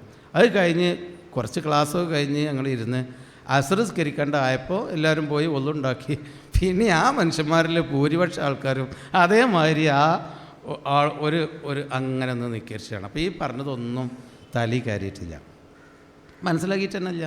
എന്നിട്ട് ഒരു കൂട്ടത്തിലുള്ള ഒരു കാരണവർ എന്നിട്ട് ഒരാളോട് പറഞ്ഞു, ചങ്ങായി എന്നോട് പറഞ്ഞില്ലേ ഇവിടെ നിന്ന് നിസ്കരിച്ചെടുത്ത് ഒന്നുണ്ടാക്കി കയറി വരേണ്ട സ്ഥലമാണ്, എൻ്റെ മുമ്പ് കൂടി നടക്കേണ്ട ബുദ്ധിമുട്ടാണ് എന്നോടിപ്പോൾ പറഞ്ഞില്ലേ. ഞാൻ മറന്നുപോയി. എന്ന് പറഞ്ഞാൽ ലൂറും അസറിൻ്റെ ഇടയിലുള്ള വ്യത്യാസമാണ്. ഇപ്പോൾ ഈ ക്ലാസ് എടുക്കുമ്പോൾ ആൾക്കാർക്കുള്ളൊരു കുഴപ്പം അതാണ്. എന്ന് വെച്ചാൽ ഒക്കെ കേട്ടിട്ട് പിന്നെ എത്തുമ്പോൾ പിന്നെ ഇനിയിപ്പോൾ അറമുന്നൊക്കെ കാണാം. ഇനിയിപ്പോൾ മദീനത്തു നിന്ന് പോകുമ്പോൾ നമ്മളിപ്പോൾ എവിടെ നിന്നാണ് ഇനിയിപ്പോൾ നമ്മൾ മദീനത്തിൽ എന്നാൽ എവിടെ തവാഫ് എന്ന് വെച്ചിട്ടുണ്ട് ഒരുക്കനോട്. മദീനത്ത് എന്നാൽ ഇപ്പോൾ തവാഫില്ല, മദീനത്ത് നിന്ന് തവാഫില്ലല്ലോ, അറമിലല്ലേ തവാഫ്. അത് ശരി, മദീനത്തില്ലല്ലോ അല്ലേ. അപ്പോൾ ഒരു ഹാലിലാവണ്ട, നമ്മളിതൊന്ന് മനസ്സിലാക്കി മതി, വളരെ എളുപ്പമാണ്. പോണ്ടീൻ്റെ അതിൻ്റെ പിന്നെ പ്രാധാന്യം അതിൻ്റെ തക്കവിയൊക്കെ നിങ്ങൾ പറഞ്ഞല്ലോ, നിങ്ങൾ കേട്ടല്ലോ ഹാരിസ് മൗലവി. പോണ്ടീന് മുമ്പ് പരമാവധി ലഗേജൊക്കെ ഒന്ന് കുറച്ചാൽ മതി. ആ ലഗേജ് കൂടുമ്പോഴാണ് എല്ലാ പ്രശ്നവും ഉണ്ടാവില്ല. പിന്നെ തെൽബിയത്ത് എല്ലാവരും തോന്നില്ല, പിന്നെ നമ്മൾ പെട്ടി അവിടെ എന്നുള്ള ബേജാറിലായിരിക്കും. അപ്പോൾ കുറച്ച് ഒരു 2-3 കൂട്ട് തുണിപ്പോയ നിങ്ങൾക്ക് എല്ലാ ഭക്ഷണവും ഈ ഹജ്ജ് കമ്മിറ്റിക്ക് കൊണ്ടല്ലാണെങ്കിലും മറ്റാണെങ്കിലും ഭക്ഷണമൊക്കെ അവിടെ നിന്ന് കിട്ടുമല്ലോ. ഹജ്ജ് കമ്മിറ്റിക്ക് കൊണ്ടാണെങ്കിലും അവിടെ ഉണ്ടാവും. പിന്നെ കുറച്ചൊരു കുറേരിയും കാര്യങ്ങളും നിങ്ങൾക്ക് എപ്പോഴെങ്കിലും രാത്രിയോ പകലൊക്കെ വല്ല ക്ഷീണമൊക്കെ ഉണ്ടെങ്കിൽ കുറച്ച് തിളപ്പിച്ച് കുടിക്കാനുള്ള കുറേരിയൊക്കെ അല്ലാതെ എല്ലാം കൂടിയും കുറേ പൊതിയും എല്ലാം കൂടിയും കെട്ടിപ്പോഞ്ഞ് കൊണ്ടുപോയിക്കാണ്ട് തെൽബിയത്ത് എല്ലാം നേരം കിട്ടില്ല. നിങ്ങൾക്ക് തെൽബിയത്ത് ഇല്ലാൽ മതി, എൻ്റെ തോളിൽ ഓടിയാൻ പോകുന്നുണ്ടെന്ന് ഒരു പെരിന്തൽമണ്ണുള്ളൊരു കാക്കനോട് പറഞ്ഞിട്ടുണ്ട്. നിങ്ങൾ തെൽബിയത്ത് എല്ലി കൂടി അറിയുമ്പോൾ നിങ്ങൾക്ക് ചെല്ലിയാൽ മതി, ഇതിൻ്റെ തോളിൽ ഓടിയാൻ പോവുകയാണ്, ഇതിൻ്റെ ഒരു ഭാരം കൊണ്ട്. അപ്പോൾ അങ്ങനെയൊന്നും കൊണ്ടോണ്ട, വളരെ ലളിതമായി കൊണ്ടുപോയിക്കോളി. അത്യാവശ്യം തുണി കുപ്പായും ഒരു 2-3-4 കൂട്ട് കൊണ്ടുപോയാൽ മതി. ഈ ഇറാമിൻ്റെ വസ്ത്രങ്ങൾ ഏർത്തുണ്ടാവുമല്ലോ. പിന്നെ മരുന്നൊക്കെ നിങ്ങൾ പിടിച്ചോളി, കാരണം അങ്ങനെയാണല്ലോ നമ്മളെല്ലാവരും മരുന്ന് കുടിക്കാഞ്ഞാൽ ജീവിക്കാൻ കഴിയാത്തൊരു കൂട്ടരാണ് നമ്മളൊക്കെ. അപ്പോൾ മരുന്ന് നിങ്ങൾ കയ്യിൽ പിടിച്ചോളി, 1 മാസത്തിനോ 1.5 മാസത്തിനൊക്കെ ഉള്ള. വേറെ കാര്യമായിട്ട് കണ്ണാടിയും ഒരു മുസാഫൊക്കെ കരുതിക്കോളി. കാരണം പിന്നെ റൂമിൽ നിന്നൊക്കെ ഇരുന്ന് ഓതേണ്ടി വന്നാൽ, റൂമിലൊക്കെ ഇരിക്കുന്ന ഒരു സമയം വെറുതെ റൂമിലിരുന്ന് വർത്തമാനം പറഞ്ഞിട്ട് ഞാൻ ഉണ്ടല്ലോ ആഫ്രിക്കക്കാരനൊരു കറുപ്പനുണ്ട് വന്നപ്പോൾ ഞാനാണ്ട് തള്ളി അറിഞ്ഞപ്പോൾ മറ്റോനും തോന്നുന്നു ഒരു തള്ളൽ ഞാനും തള്ളിക്കണമെന്ന് പറയണല്ലോ എന്ന്. അപ്പോൾ ഉണ്ടാക്കി പറയും. അങ്ങനെ ഈ റൂമിൽ ഭയങ്കര വർത്തമാനമായിരിക്കും. നേരെ കുറച്ച് ഒരു റൂമിൽ 5-6 ആളുണ്ടാവും. നേരെ കുറച്ച് ആ റൂമിലിരുന്നിട്ട് ഒരാൾ മുസാബ് എടുത്തുകൊണ്ട് അങ്ങനെ ഓതുകയാണെങ്കിൽ ഓതുണ്ട് ഞാനായിട്ട് മൊസാണ്ടായിരുന്നു. പിന്നെ ആ റൂം എല്ലാവരും ഓതിക്കോളും. അവർ മുസാബ് കയ്യിലുണ്ടായാൽ നല്ലതാണ്. അവിടെ നിങ്ങൾ ഓതേണ്ട മുസാബ് ഉണ്ടായിക്കോളി. അറമ്പ് നിങ്ങൾ മുസാബ് അറമ്പക്ക് കൊണ്ടുപോകണ്ട, അവിടെ കിട്ടും, പ്രശ്നമൊന്നുമില്ല. അപ്പോൾ അങ്ങനെയുള്ളൊരു ചെറിയ ലഗേജ് ഉമ്മയും ബാപ്പയും അല്ലെങ്കിൽ ഭാര്യയും ഭർത്താവും പോവുകയാണെങ്കിൽ ഭാര്യയ്ക്ക് പിടിക്കാനുള്ള ലഗേജ് ഭാര്യൻ്റെ അടുത്ത്, ഭർത്താവിന് പിടിക്കാനുള്ള ഭർത്താവിൻ്റെ അടുത്ത്. അല്ലാതെ ഭാര്യൻ്റെയും ഭർത്താവിൻ്റെയും കൂടി ലഗേജ് ഭർത്താവ് 2 തോളിലും എടുത്തുകൊണ്ട് ഭാര്യ അങ്ങനെ കയ്യും വീശി പോകേണ്ട ഒരു കോലത്തിൽ വേണ്ട. അപ്പോൾ ലഗേജുകൾ പരമാവധി കുറക്കുക. ഞാൻ പോകുന്നതിന് മുമ്പുള്ള കാര്യം അത്രേ പറയുള്ളൂ. പിന്നെ നിങ്ങളാകെ പൊരുത്തപ്പെടിക്കുകയും ബാക്കിയുള്ള കാര്യങ്ങൾ ഹക്കുകളൊക്കെ ഒന്നാണ് വീട്ടുക. ഹക്കുകൾ ഇപ്പോൾ മരിച്ചു കഴിഞ്ഞാൽ മയ്യത്ത് അവിടെ കൊണ്ടുപോയി വിട്ടിട്ട് നമ്മളെ പരേതനായ അബൂബക്കർ ഹാജിയുടെ മയ്യത്താണ് ഇവിടെയുള്ളത്, അദ്ദേഹം വല്ലതും പറഞ്ഞിട്ടുണ്ടെങ്കിൽ നിങ്ങൾ പൊരുത്തപ്പെട്ട് കൊടുക്കണം, അദ്ദേഹത്തിൻ്റെ കടം മൂത്ത മോന് മമ്മൂട്ടിനെ അറിയിക്കണം എന്നൊക്കെ പറയുമ്പോൾ സംഗതി തിരക്കിടൊന്നും ഉണ്ടാവില്ല. ചിലപ്പോൾ പൊരുത്തപ്പെട്ട് കൊടുക്കുകയൊക്കെ ചെയ്യും എന്തെങ്കിലും പറഞ്ഞേക്കണമെങ്കിൽ. പക്ഷേ എല്ലാവരും അങ്ങനെ പൊരുത്തപ്പെട്ട് കൊടുക്കണം എന്നൊന്നുമില്ല. അതുകൊണ്ട് വാക്കിടപാട് എന്നുള്ളത് വലിയൊരു കാര്യം തന്നെയാണ്. പൊരുത്തപ്പെടിക്കാതെയൊക്കെ പോയാൽ പഠിച്ചോനറിയാം എന്താവുന്നു. അപ്പോൾ അതൊക്കെ നമ്മൾ ഒക്കെ ഒന്ന് നന്നായി പോവുക. പിന്നെ സാമ്പത്തിക ഇടപാടുണ്ടെങ്കിൽ അതൊക്കെ ഒന്ന് തീർത്ത് പോവുക. അപ്പോഴാണ് ഈ സക്കാത്തിൻ്റെ കാര്യമൊക്കെ പറയുക. സമയം കൈവച്ചിട്ടാണ്. കാരണം പാവങ്ങൾക്ക് കുറേ കാലമായിട്ട് സക്കാത്ത് കൊടുക്കാനുണ്ടാവും. അതൊക്കെ നമ്മളെ പോക്കറ്റിലുണ്ടാവും. എന്നിട്ടാണ് നമ്മൾ ഹജ്ജിന് പോകേണ്ടത്. ഏത് പാവത്തിനാണ് വീട്ടുക? കൈവായ്പ വാങ്ങിയതാണെങ്കിൽ നമുക്ക് വീട്ടാം. സക്കാത്ത് പറഞ്ഞത് വായ്പല്ല, അള്ളാൻ്റെ അടുത്തുനിന്ന് വാങ്ങിയതാണ്, അത് കൊടുക്കണ്ടേ? അപ്പോൾ അങ്ങനെയുള്ള പ്രശ്നങ്ങളൊക്കെ ഉണ്ട്. അതുകൊണ്ട് അക്കടപാടൊക്കെ നിങ്ങൾ വീട്ടിൽ പോവുക, വാക്കടപാടുകളൊക്കെ വീട്ടിൽ പോവുക, അത്രയേ ഉള്ളൂ. പിന്നെ യാത്ര പോകുന്നതിൻ്റെ ഒരു 4-5 ദിവസം മുമ്പെങ്കിലും ഈ പറയാൻ പോകലും ഒക്കെ ഒന്ന് നിർത്തുക. അതെന്തിനാന്ന് വെച്ചാൽ എൻ്റെ ഒരു അനുഭവത്തിൽ ഒരു 8-10 പ്രാവശ്യത്തെ അനുഭവം ഞാൻ പറയുന്നുണ്ട്. ആ വിമാനത്തിലാണ് കയറിയാൽ തുടങ്ങും ഛർദി. എന്തേ വല്ല രോഗമുണ്ടോ, പനിയുണ്ടോ, ഡോക്ടർമാർ പരിശോധിക്കുമോ? ഒന്നുമില്ലല്ലോ. പിന്നെന്താ ഛർദിക്കാറുണ്ടെങ്കിൽ ആ ഇന്നലെ രാത്രി 12 മണി ആയിക്കണോ ബിരിയാണിയാണ് കഴിച്ചിരുന്നത്, ഹജ്ജിന് പോകേണ്ടവർക്കുള്ള സൽക്കാരത്തു നിന്ന് കുടുങ്ങിയതായിരിക്കും എന്ന് പറഞ്ഞ് അങ്ങനെ കുറേ ഷുഗറും പ്രഷറും ഉള്ളവർ ഒരു ഹജ്ജിന് പോകാൻ പറഞ്ഞുകൊണ്ട് എല്ലായിടത്തുനിന്നും വല്യമ്മ അല്ലെങ്കിൽ അമ്മായി നിങ്ങൾ ഹജ്ജിന് പോകല്ലേ, ഇത് ജ്യൂസൊന്നാണ് കുടിച്ചാൽ അതുകൊണ്ടൊന്നും പഞ്ചാര ഒരു കുഴപ്പമില്ല പറഞ്ഞ് എല്ലാ രോഗികളും എല്ലാ വേണ്ടാത്ത ഭക്ഷണവും കഴിച്ച് പിറ്റേന്ന് ഹജ്ജിനാണ് പോയാൽ അപ്പം നമുക്ക് ക്ഷീണവും തളർച്ചയും തുടങ്ങും. ഒരു 8 ദിവസം മുമ്പെങ്കിലും ഒരു 5 ദിവസം മുമ്പെങ്കിലും നിങ്ങളെ സാധാ ജീവിതത്തിലേക്ക് ഒരു കൃത്യമായി പോവുക. അല്ലാതെ തലേന്ന് വൈകുന്നേരം വരെ ഹജ്ജിന് പറയാൻ നടക്കലും എന്നിട്ട് പിന്നെ വൈകുന്നേരം ഒരു ഹജ്ജ് കല്യാണം കഴിഞ്ഞാണ്ട് അതൊക്കെ ഇപ്പം ഉണ്ടായതാണ്. ഹജ്ജ് കല്യാണം കഴിഞ്ഞാണ്ട് പിറ്റേന്ന് രാവിലെ കണ്ട് ഇറങ്ങിപ്പോയാൽ പിന്നെ അവിടെ കിടന്ന് ഉറങ്ങാമെന്ന് മാത്രം വേറൊന്നും പറ്റൂല. അപ്പോൾ ആയാതി കാര്യങ്ങളൊക്കെ നിങ്ങൾ ശ്രദ്ധിക്കുക. ഒരു 5 ദിവസം മുമ്പൊക്കെ എല്ലാം കഴിച്ചാൽ നിങ്ങൾ റാഹത്തായിട്ട് ആരോഗ്യത്തോടു കൂടി പോവുക, പ്രാർത്ഥനയും ചൊല്ലുക. പിന്നെ ഉള്ളത് ഇവിടെ നിന്ന് അങ്ങോട്ട് പുറപ്പെടുന്ന സമയം ഒന്നുമില്ല. ഹജ്ജിന് പുറപ്പെടുമ്പോൾ വേറെ ഒരു പ്രത്യേകതയില്ല. വീട്ടിൽ നിന്ന് ഇറങ്ങുമ്പോൾ ബിസ്മില്ലാഹി തവക്കൽതു അലല്ലാഹ് വലാ ഹൗല വലാ ഖുവത ഇല്ലാ ബില്ലാഹ് എന്ന് എന്നും ചെല്ലേണ്ടതാണ്. അത് ഹജ്ജിന് പോകുമ്പോഴും ചെല്ലണം. വാഹനത്തിൽ കയറുമ്പോൾ ബിസ്മില്ലാഹി അല്ലാഹു അക്ബർ അല്ലാഹു സുബ്ഹാനല്ലദീ സഖറ ലനാ ഹാദാ വമാ കുന്നാ ലഹു മുഖ്രിനീൻ എന്ന് എപ്പോഴും മോട്ടോർ സൈക്കിളുമല്ലോ ഓട്ടോറിക്ഷയിലോ കാറിലോ ബസ്സിലോ വിമാനത്തിലോ കയറിയാൽ ചെല്ലേണ്ടതാണ്. ഹജ്ജിന് മാത്രമൊന്നുമല്ല, അത് നമ്മൾ ചെല്ലണം. അല്ലെങ്കിൽ ഇപ്പോൾ ഇവിടെ നിന്നാണ് തുടങ്ങണം. അതുപോലെ വണ്ടി കയറി ഇരുന്നാൽ അല്ലാഹുമ്മ ഇന്നാ നസ്അലുക ഫീ സഫരിനാ ഹാദൽ ബിർറ വത്തഖ്വ, അത് ഹജ്ജിന് പഠിക്കേണ്ടതൊന്നുമല്ല, എല്ലാ സമയത്തും വണ്ടി കയറി ഇറങ്ങിയാൽ ചെല്ലേണ്ടത് തന്നെയാണ്. അപ്പോൾ അത് ചെല്ലണം. ആ നിലക്ക് നമ്മൾ എല്ലാ നിലക്കും നല്ല നിലക്ക് ഒന്ന് വീട്ടിൽ നിന്ന് പുറപ്പെടുക. അതാണ് അതിൻ്റെ വേറെ എനിക്ക് കൂടുതലൊന്നും പറയല്ല. നിങ്ങൾ ആ നിലയ്ക്ക് തന്നെയാണ് മനസ്സിലാക്കിയാൽ മതി. എപ്പോഴും പുറപ്പെടുന്ന പോലെ. പക്ഷേ ഹജ്ജ് യാത്ര എന്ന് പറയുന്നത് ഇതൊരു പുണ്യയാത്രയാണ്. അള്ളാഹുവിൻ്റെ വീട്ടിലേക്കാണ് നിങ്ങൾ പോകുന്നത്. അള്ളാഹുവിൻ്റെ വീട് ഭൂമിയിലെ ഏക സത്യസന്ധമായ ഭവനം ഇതാണ്. ബാക്കി നമ്മളെ പള്ളിയൊക്കെ അള്ളാഹുവിൻ്റെ വീട് തന്നെയാണ്. പക്ഷേ അള്ളാഹുവിൻ്റെ വീടിൻ്റെ കേന്ദ്രം ഇതാണ്. അള്ളാഹ് ആ വീട്ടിലേക്ക് മാത്രമേ ഒരു സത്യവിശ്വാസിയെ വിരുന്ന് വിളിച്ചിട്ടുള്ളൂ. മദീനത്തേക്കോ ബൈത്തുൽ മുഖദ്ദസ്ക്കോ അള്ളാഹ് ഹജ്ജ് ചെയ്യാൻ പറഞ്ഞിട്ടില്ല. അവിടെ സന്ദർശിക്കൽ പുണ്യമുള്ളതാണ്, കൂലി കിട്ടും. പക്ഷേ ഹജ്ജ് മക്കത്തേക്കാണ്. അത് അള്ളാഹുവിൻ്റെ ബൈത്തുല്ലാഹിൽ ഹറാം, അള്ളാഹുവിൻ്റെ വീട് ആണ്. മറ്റത് മസ്ജിദുൻ നബവിയാണ്, അതിന് ബൈത്തുല്ലാ എന്ന് നമ്മൾ പറയില്ല. മൂന്നാമത്തത് ബൈത്തുൽ മുഖദ്ദസാണ്, വിശുദ്ധ വീട് എന്നാണ്. എന്നാലും ബൈത്തുള്ള അല്ല, നേരെ മറിച്ച് ബൈത്തുല്ലാഹിൽ ഹറാം. ഭൂമിയിൽ ആദ്യമായി അള്ളാഹ്ക്ക് ആരാധിക്കാൻ വേണ്ടി ഉണ്ടാക്കിയ ഒന്നാമത്തെ വീടും അള്ളാഹുവിൻ്റെ വീടും ഈ ഭൂമിയിൽ ഒന്നേ ഉള്ളൂ. അത് മക്കയിലെ കഅബ. അവിടേക്ക് ഞങ്ങൾ പോകുന്നത്. ഇനി മരിച്ചു ചെന്നാൽ അള്ളാഹ്ക്ക് ഒരു വീടേ ഉള്ളൂ സത്യവിശ്വാസികൾക്ക് ചെല്ലാനുള്ളത്, അത് സ്വർഗം.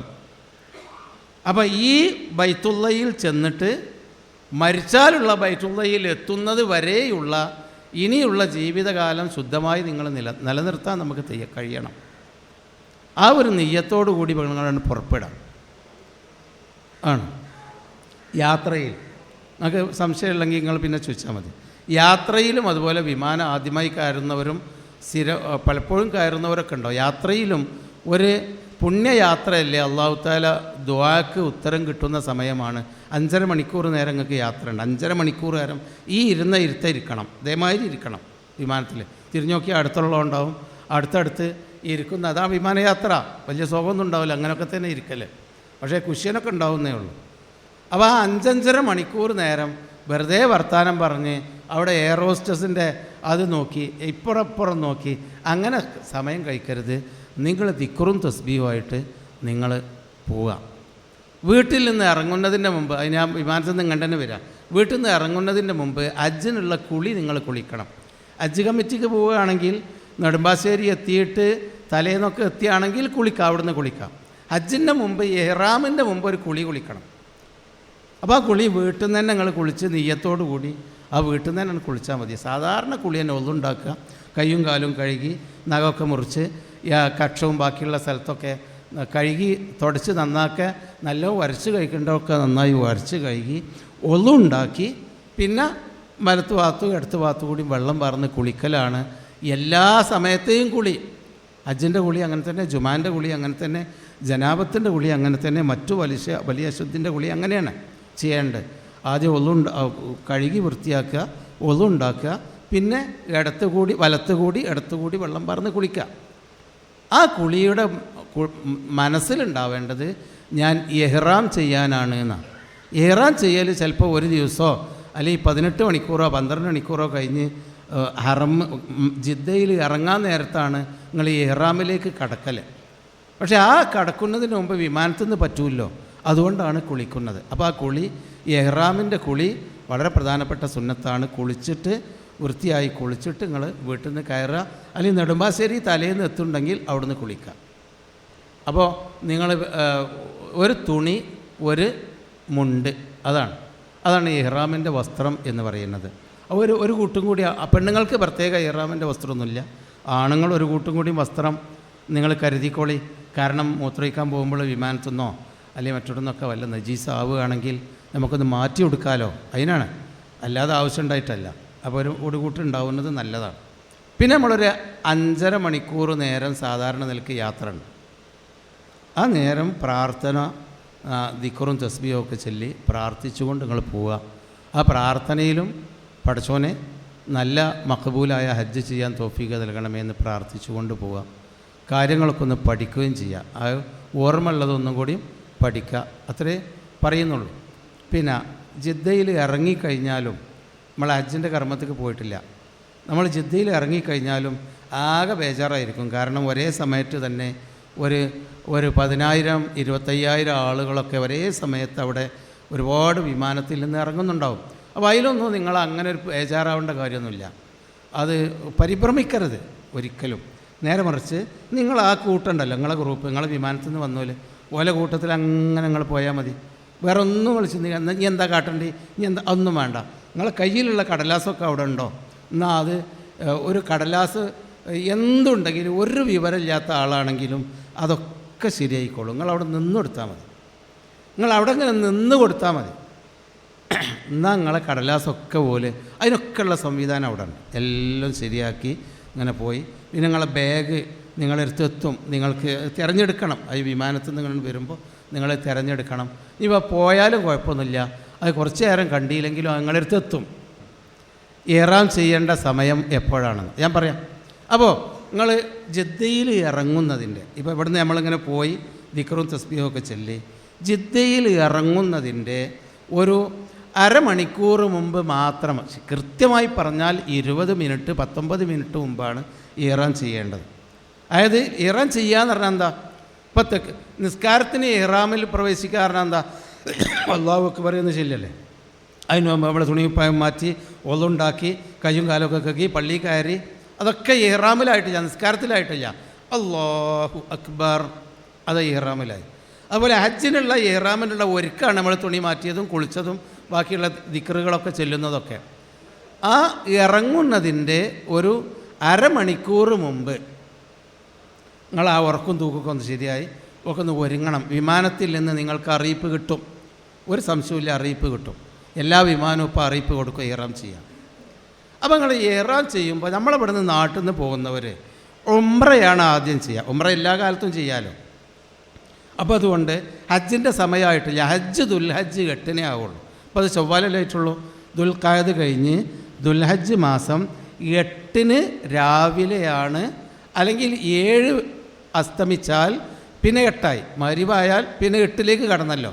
ആ അസ്തമിച്ചതിൻ്റെ ശേഷമോ 8 രാവിലെയോ ആണ് നിങ്ങൾ ഹജ്ജിന് പുറപ്പെടേണ്ടി വരിക. അപ്പോൾ ഹജ്ജ് ആയിട്ടില്ല. അതുകൊണ്ട് നമ്മൾ ഹജ്ജ് ആകുന്നതിന് മുമ്പ് വേറൊരു ഉംറ ചെയ്യും. ആ ഉംറക്കാണ് നമ്മൾ ഇഹ്റാം കെട്ടൽ. അതെവിടുന്നാ? വിമാനം ഇറങ്ങുന്നതിൻ്റെ മുമ്പ് കെട്ടണം. അതിന് നിങ്ങൾക്ക് അറിയിപ്പ് കിട്ടും. ഒരമണിക്കൂർ മുമ്പ് അറിയിപ്പ് കിട്ടും. ആ അറിയിപ്പ് കിട്ടിക്കഴിഞ്ഞാൽ നിങ്ങളൊന്ന് ഒരുങ്ങി അല്ലാഹുമ്മ ലബ്ബൈക ഉംറത്തൻ, അത് നിങ്ങൾ പഠിച്ചു വെക്കണം. അല്ലാഹുമ്മ ലബ്ബൈക ഉംറത്തൻ. അതിൻ്റെ എന്താ? ഉംറയ്ക്ക് വേണ്ടി ഞാനിത് വരുന്നു എന്നേ അർത്ഥമുള്ളൂ. അതാണ് അതിൻ്റെ അർത്ഥം. അള്ളാഹുവേ, ഉംറ ചെയ്യാൻ വേണ്ടി ഞാനിത് വരികയാണ്. ബാപ്പ വിളിക്കുമല്ലോ, മോണ്ട് വാ, മരുവാൻ കൊടുത്തു, കയ്യും കാലം തേച്ച് നിസ്കരിക്കാൻ പാ എന്ന് പറയുമ്പോൾ മക്കൾ പറയും, ബാപ്പ ഞാൻ വരണു പറയും. ഓൻ ഗ്രൗണ്ടിൽ നിന്ന് ഇങ്ങനെ വരികയാണ്. അതുപോലെ മീഖാത്തിൽ നമ്മൾ എത്തിയതാണ്. അരമണിക്കൂർ മുമ്പ് വിമാനത്തിൻ്റെ സെയിൽ എന്ന സ്ഥലത്തു കൂടിയാണ് നമ്മൾ വിമാനം പോവുക. അപ്പോൾ അവിടെ ആ ഭാഗത്തുകൂടി വിമാനമാണ് കടക്കുമ്പോൾ നമ്മൾ അല്ലാഹുമ്മ ലബ്ബൈക ഉംറത്തൻ എന്നാണ് പറയുക. ചെറിയ വ്യത്യാസം ഉണ്ടാവും. അപ്പളാ പഠിച്ചോനെ ഞാൻ ഇത് വരുന്നു. അതുവരെ നമ്മൾ അവിടെ കണ്ട് എത്തിയിട്ടുണ്ടായിരുന്നില്ല. അതായത് അല്ലാഹു അക്ബർ, പിന്നെ മുണ്ടാൻ പാടില്ലല്ലോ, പിന്നെ ഫാത്തിഹയും സൂറത്തൊക്കെ അല്ലേ. അതുപോലെ അല്ലാഹുമ്മ ലബ്ബൈക ഉംറത്തൻ എന്ന് കഴിയുമ്പോൾ കൈ കെട്ടണ്ട.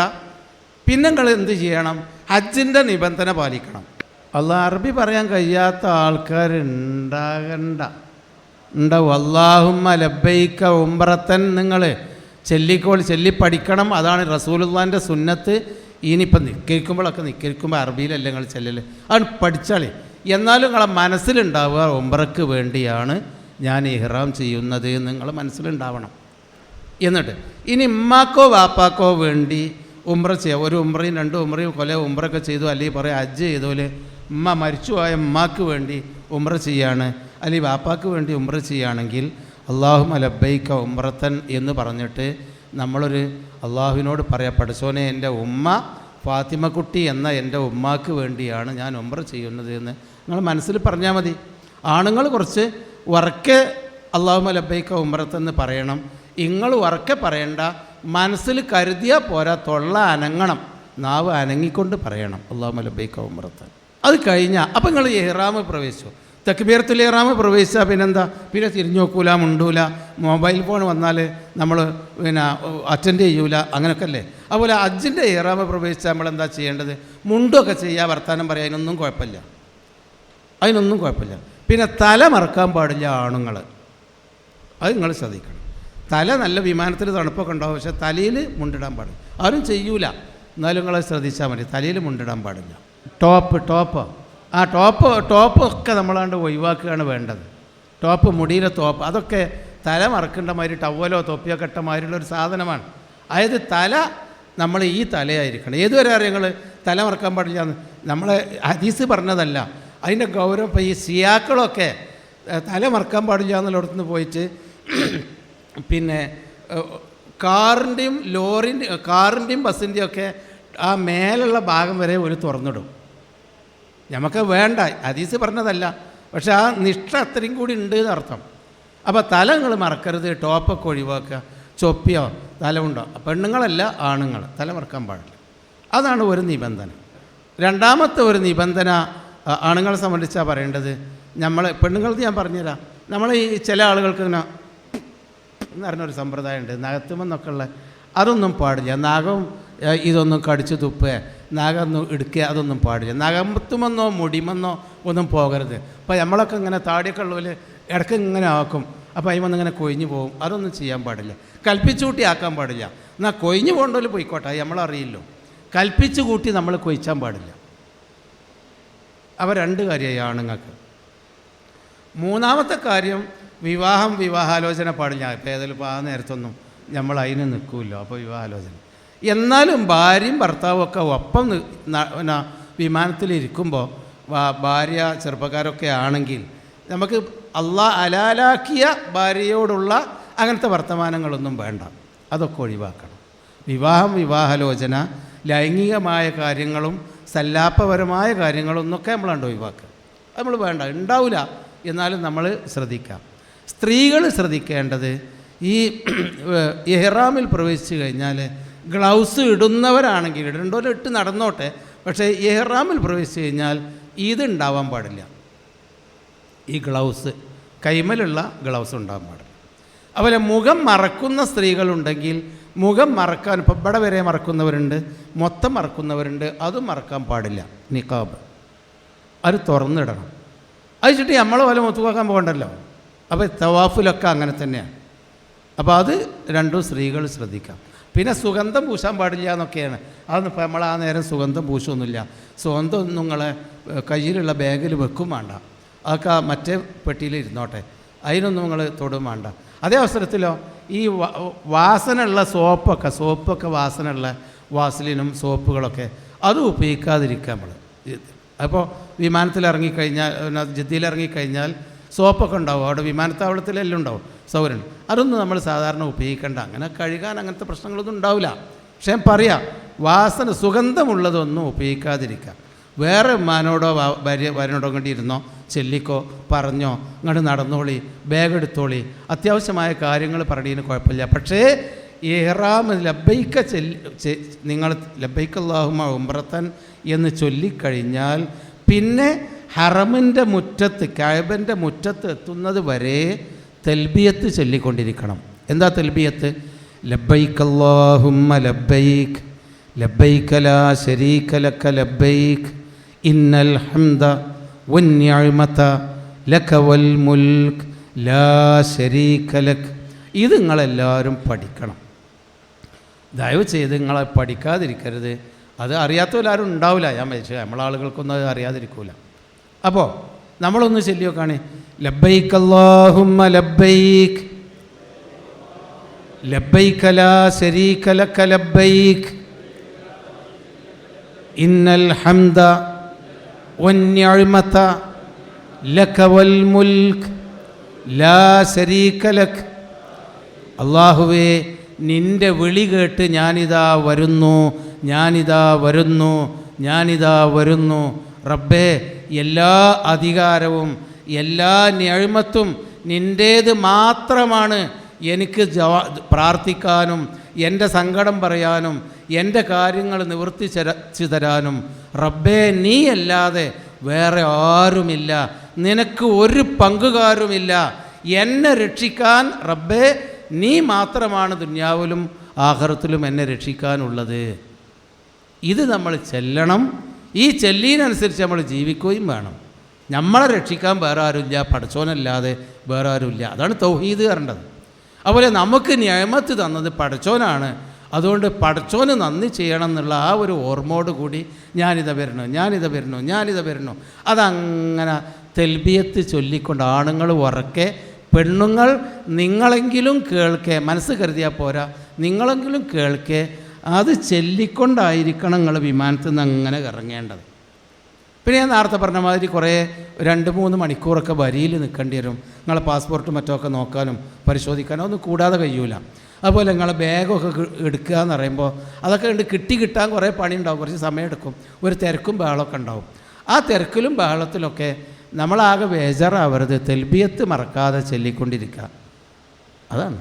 പിന്നെ ഞങ്ങൾ വിമാനത്താവളത്തിൽ നിന്ന് പുറത്തിറങ്ങിയാൽ നിങ്ങളെ പരിചരിക്കാനും നിങ്ങളെ ബാഗ് കൊണ്ടുപോകാനൊക്കെ ആളുണ്ടാവും. നിങ്ങളെ ബസ്സിൽ ബാഗ് കയറ്റും, നിങ്ങളെ ബസ് കയറ്റിയിരുത്തും, നിങ്ങളടുത്തു നിന്നുള്ള കടലാസ് ചിലതൊക്കെ അവർ വാങ്ങും. അപ്പോൾ അതൊക്കെ അതിൻ്റെ നിയമമനുസരിച്ച് നടക്കും. ഓലെ കണ്ണ് പെടാതെ ഒരു കുറുമ്പ്, ഒരു കൊതു പോലും അയൽക്കാൻ പോവില്ല, ഓലെ അറിയാതെ ഒന്നും പോവില്ല. അപ്പം അതുകൊണ്ട് നിങ്ങളെ എല്ലാവരും ചെയ്യുന്ന രൂപത്തിൽ ക്യൂവിൽ നിന്ന് സബൂറായി നിന്ന് തൽബിയത്ത് ചൊല്ലിക്കൊണ്ടിങ്ങനെ നിന്നിട്ട് ബസ്സിൽ കയറിയിരിക്കുക. അതുവരെ തെൽബിയത്തും ബാക്കിയുള്ള കുറേ പണി 2-3-4 മണിക്കൂർ 5 മണിക്കൂറാകും. ചിലപ്പോൾ വിമാനത്തിൽ നിന്ന് ഇറങ്ങി ബസ്സിലെത്തിപ്പെടണമെങ്കിൽ 4-5 മണിക്കൂറാവും. ഒന്ന് ശ്രദ്ധിക്കുക എന്താണെന്ന് വെച്ചാൽ നമ്മളെ കടലാസും കാര്യങ്ങളൊന്നും അവിടെയും ഇവിടെ ഒന്നും വെച്ച് പോകരുത്. അത് വല്യമ്മാൻ്റെ കടലാസ് വല്യമ്മാൻ്റെ അടുത്ത് തന്നെ വേണം, വല്യാപ്പാൻ്റെത് വല്യാപ്പാൻ്റെ അടുത്ത് വേണം.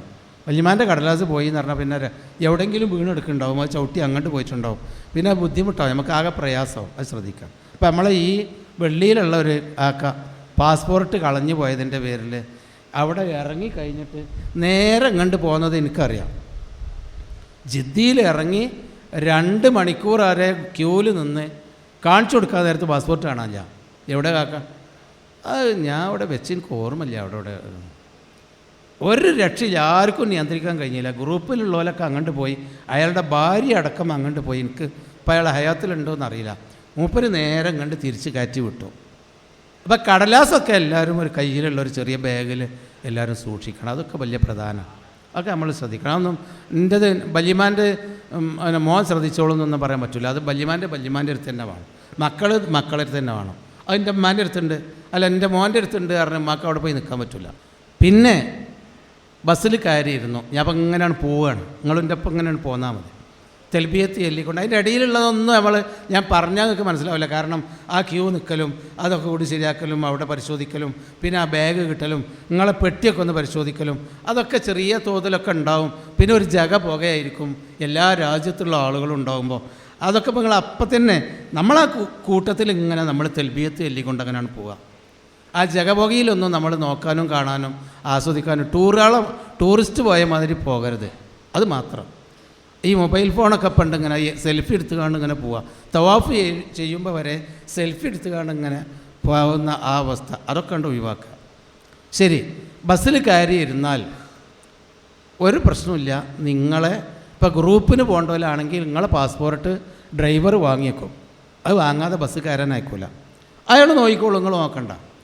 ഹജ്ജ് കമ്മിറ്റിക്ക് പോകേണ്ടവരാണെങ്കിൽ അതിന് വേറെയും സംവിധാനമുണ്ട്. ചില പാസ്പോർട്ടും കടലാസൊക്കെ ഓല് വാങ്ങിയേക്കും. ബസ്സിൽ നിങ്ങൾ കയറി ഇരുന്നിട്ട് തെൽബിയത്ത് ചൊല്ലിക്കൊണ്ട് അവിടെ ഇരിക്കുക. ഒരു മണിക്കൂറൊക്കെ അല്ലെങ്കിൽ 1-1.5 മണിക്കൂറിൻ്റെ ഉള്ളിൽ നിങ്ങൾ ഹറമിൽ മക്കത്തെത്തും. നിങ്ങളെ മക്കത്തേക്ക് കൊണ്ടുപോകും തെൽബിയത്ത് ചൊല്ലിക്കൊണ്ട്. അവിടെ ഒന്നും കാഴ്ചകൾ കാണുകയല്ല. നമ്മൾ മൈസൂർ പോകുമ്പോൾ ഇങ്ങനെ റോഡിൻ്റെ 2 ഭാഗത്തേക്കും നോക്കിക്കാണ്ട് ഇങ്ങനെ പുറത്തേക്ക് നോക്കിക്കാണ്ട് കാഴ്ച കാണേണ്ട മാതിരി കാണാൻ പോകരുത്. തെൽബിയത്ത് നിങ്ങൾ കണ്ടോളി കണ്ണുകൊണ്ട്, പക്ഷേ മനസ്സുകൊണ്ട് പടച്ചോൻ്റെ വീട്ടിലേക്ക് പോവുകയാണ്. പടച്ചോനെ ഞാത് വരുന്നിട്ടോ അതൊന്ന് കണ്ടാട്ടെ പടച്ചോനെ എന്നല്ല, ഞാത് വരുന്നു എന്നാ നേരെ ചെല്ലുകയാണ്. അപ്പോൾ ആ തഖ്വ മനസ്സിലുണ്ടായിരിക്കണം. ഒറ്റ സവ്വതു ഫൈന ഖൈറസാരി തഖ്വ. നിങ്ങൾ കൊണ്ടോണ്ട എന്ത് നിങ്ങൾ കൊണ്ടുപോയാലും തഖ്വയാകുന്ന ആ ഭക്ഷണങ്ങൾ എപ്പോഴും കൈ പിടിക്കണമെന്നാണ് അള്ളാഹ് പറഞ്ഞത്. അപ്പോൾ നിങ്ങൾ പോയി മക്കത്ത് എത്തിക്കഴിഞ്ഞാൽ നിങ്ങളെ താമസിക്കുന്ന ഇടത്തിൻ്റെ അടുത്ത് ആ കെട്ടിടത്തിൻ്റെ മുമ്പിൽ കൊണ്ടുപോയി ഇറക്കി നിങ്ങളെ ബാഗൊക്കെ ഇറക്കി അത് അവരും നിങ്ങളെ റൂമിൽ കൊണ്ടുപോയി വെച്ച് നിങ്ങളോട് റൂമിൽ കയറി ഇരിക്കാൻ പറയും. നിങ്ങൾ റൂമിൽ കയറി ഇരിക്കുക. തെൽബിയത്തുണ്ട്, തെൽബിയത്ത് നമ്മളെ മനസ്സിലുണ്ട്, നമ്മൾ ചൊല്ലുന്നുണ്ട്. അപ്പോൾ തെൽബിയത്ത് ചൊല്ലിക്കൊണ്ട് നമ്മളെ റൂമിൽ അവിടെ കയറിയിരിക്കുക. നിങ്ങളെ കിടക്കാനുള്ള കട്ടിലൊക്കെ നിങ്ങൾക്ക് കാണിച്ചു തരും. അതിൻ്റെ ചോട്ടിക്ക് ബാഗൊക്കെ ആക്കി വെച്ച് പിന്നെ നമ്മളും നമ്മളെ പാടുമായി മുത്തൈഫിൻ്റെ ആളുകൾ ഇറങ്ങിപ്പോവും. അപ്പോൾ പിന്നെ നമ്മളെന്താ ചെയ്യാനുള്ളത്? വേണമെങ്കിൽ അവിടെ നിന്ന് വിശ്രമിക്കാം. വലിയ വയസ്സൊക്കെ ഉള്ളവരാണെങ്കിൽ അപ്പം തന്നെ ഉംറക്ക് പോകണമെന്നൊന്നുമില്ല, ഹറമുക്ക് പോകണമെന്നില്ല. നിങ്ങൾ ഒന്ന് കിടന്നുറങ്ങിക്കോളി, തല മറക്കരുത് എന്ന് മാത്രം. ഇഹ്റാമിൻ്റെ വേഷത്തിലായിരിക്കണം നിങ്ങൾ കിടന്നുറങ്ങേണ്ടതും. അല്ലെങ്കിൽ വിശ്രമിക്കുക, വല്ല ഭക്ഷണമൊക്കെ കഴിക്കുക, ഒന്ന് റാഹത്താവുക. ചെന്ന ബേജാറിൽ തന്നെ മണ്ടൊന്നും വേണ്ട. അവിടെ റാഹത്തായൊക്കെ ഇരുന്ന് പിന്നെ ഞങ്ങൾ ബാത്റൂമിലൊക്കെ പോകേണ്ടവരൊക്കെ പോയി വേണമെങ്കിൽ ഒന്ന് കുളിക്കാം. അവിടുന്ന് ഒന്ന് ഫ്രഷാകാൻ വേണ്ടിയിട്ടൊന്ന് കുളിക്കാൻ പറ്റുമെങ്കിൽ ഒന്ന് കുളിച്ചോളി. ചില ആളുകൾക്ക് അറിയാത്ത വെള്ളം അറിയാത്ത സ്ഥലത്ത് പോയി കുളിച്ചാൽ ജലദോഷമൊക്കെ പിടിച്ചൊന്നാ വേണ്ട. അല്ലാത്തവരും വേണമെങ്കിൽ അവിടെ നിന്ന് കുളിച്ച് ആ വസ്ത്രം തന്നെ കുളിച്ചാൽ ആ ഇഹ്റാമിൻ്റെ വസ്ത്രം തന്നെ മാറ്റാം, പ്രശ്നമൊന്നുമില്ല. ഒക്കെ കുളിച്ചൊക്കെ റെഡിയായി അല്ലെങ്കിൽ പിന്നെ ഒളുവൊക്കെ എടുത്ത് റെഡിയായിട്ട് പിന്നെ നിങ്ങൾ ഹറമിലേക്ക് തെൽബിയത്ത് ചൊല്ലിക്കൊണ്ട് പോകണം. വിമാനത്തിൽ നിന്ന് തുടങ്ങിയ തെൽബിയത്താണ്. ഹറമിലേക്ക് തെൽബിയത്ത് ചൊല്ലിക്കൊണ്ട് നടന്നു പോകണം. അസീസിയിലൊക്കെ ആണെങ്കിൽ നിങ്ങൾ ബസ്സിൽ കൊണ്ടുപോകും. കുറച്ച് കഴിഞ്ഞാൽ ബസ് ഇറക്കിയിട്ട് നടന്നു പോകാൻ പറയും. അപ്പോൾ നമ്മൾ ഹറം എന്ന് പറഞ്ഞാൽ മസ്ജിദുൽ ഹറം, കഅബത്തിൻ്റെ അടുക്ക്. കഅബ അതിൻ്റെ ചുറ്റുഭാഗത്തും പള്ളി, അതിൻ്റെ ചുറ്റുഭാഗത്തും വിശാലമായ മുറ്റമാണ്. ആ മുറ്റത്തു കൂടി തന്നെ വേണമെങ്കിൽ ഒരു 5 മിനിറ്റ് നടക്കണം, എന്നിട്ടേ പള്ളി കടക്കാനുള്ളൂ. പള്ളിക്കൽ കൂടി 5-10 മിനിറ്റ് നടന്നാലേ നിങ്ങൾക്ക് കഅബത്തിൻ്റെ മുറ്റത്ത് എത്തുള്ളൂ.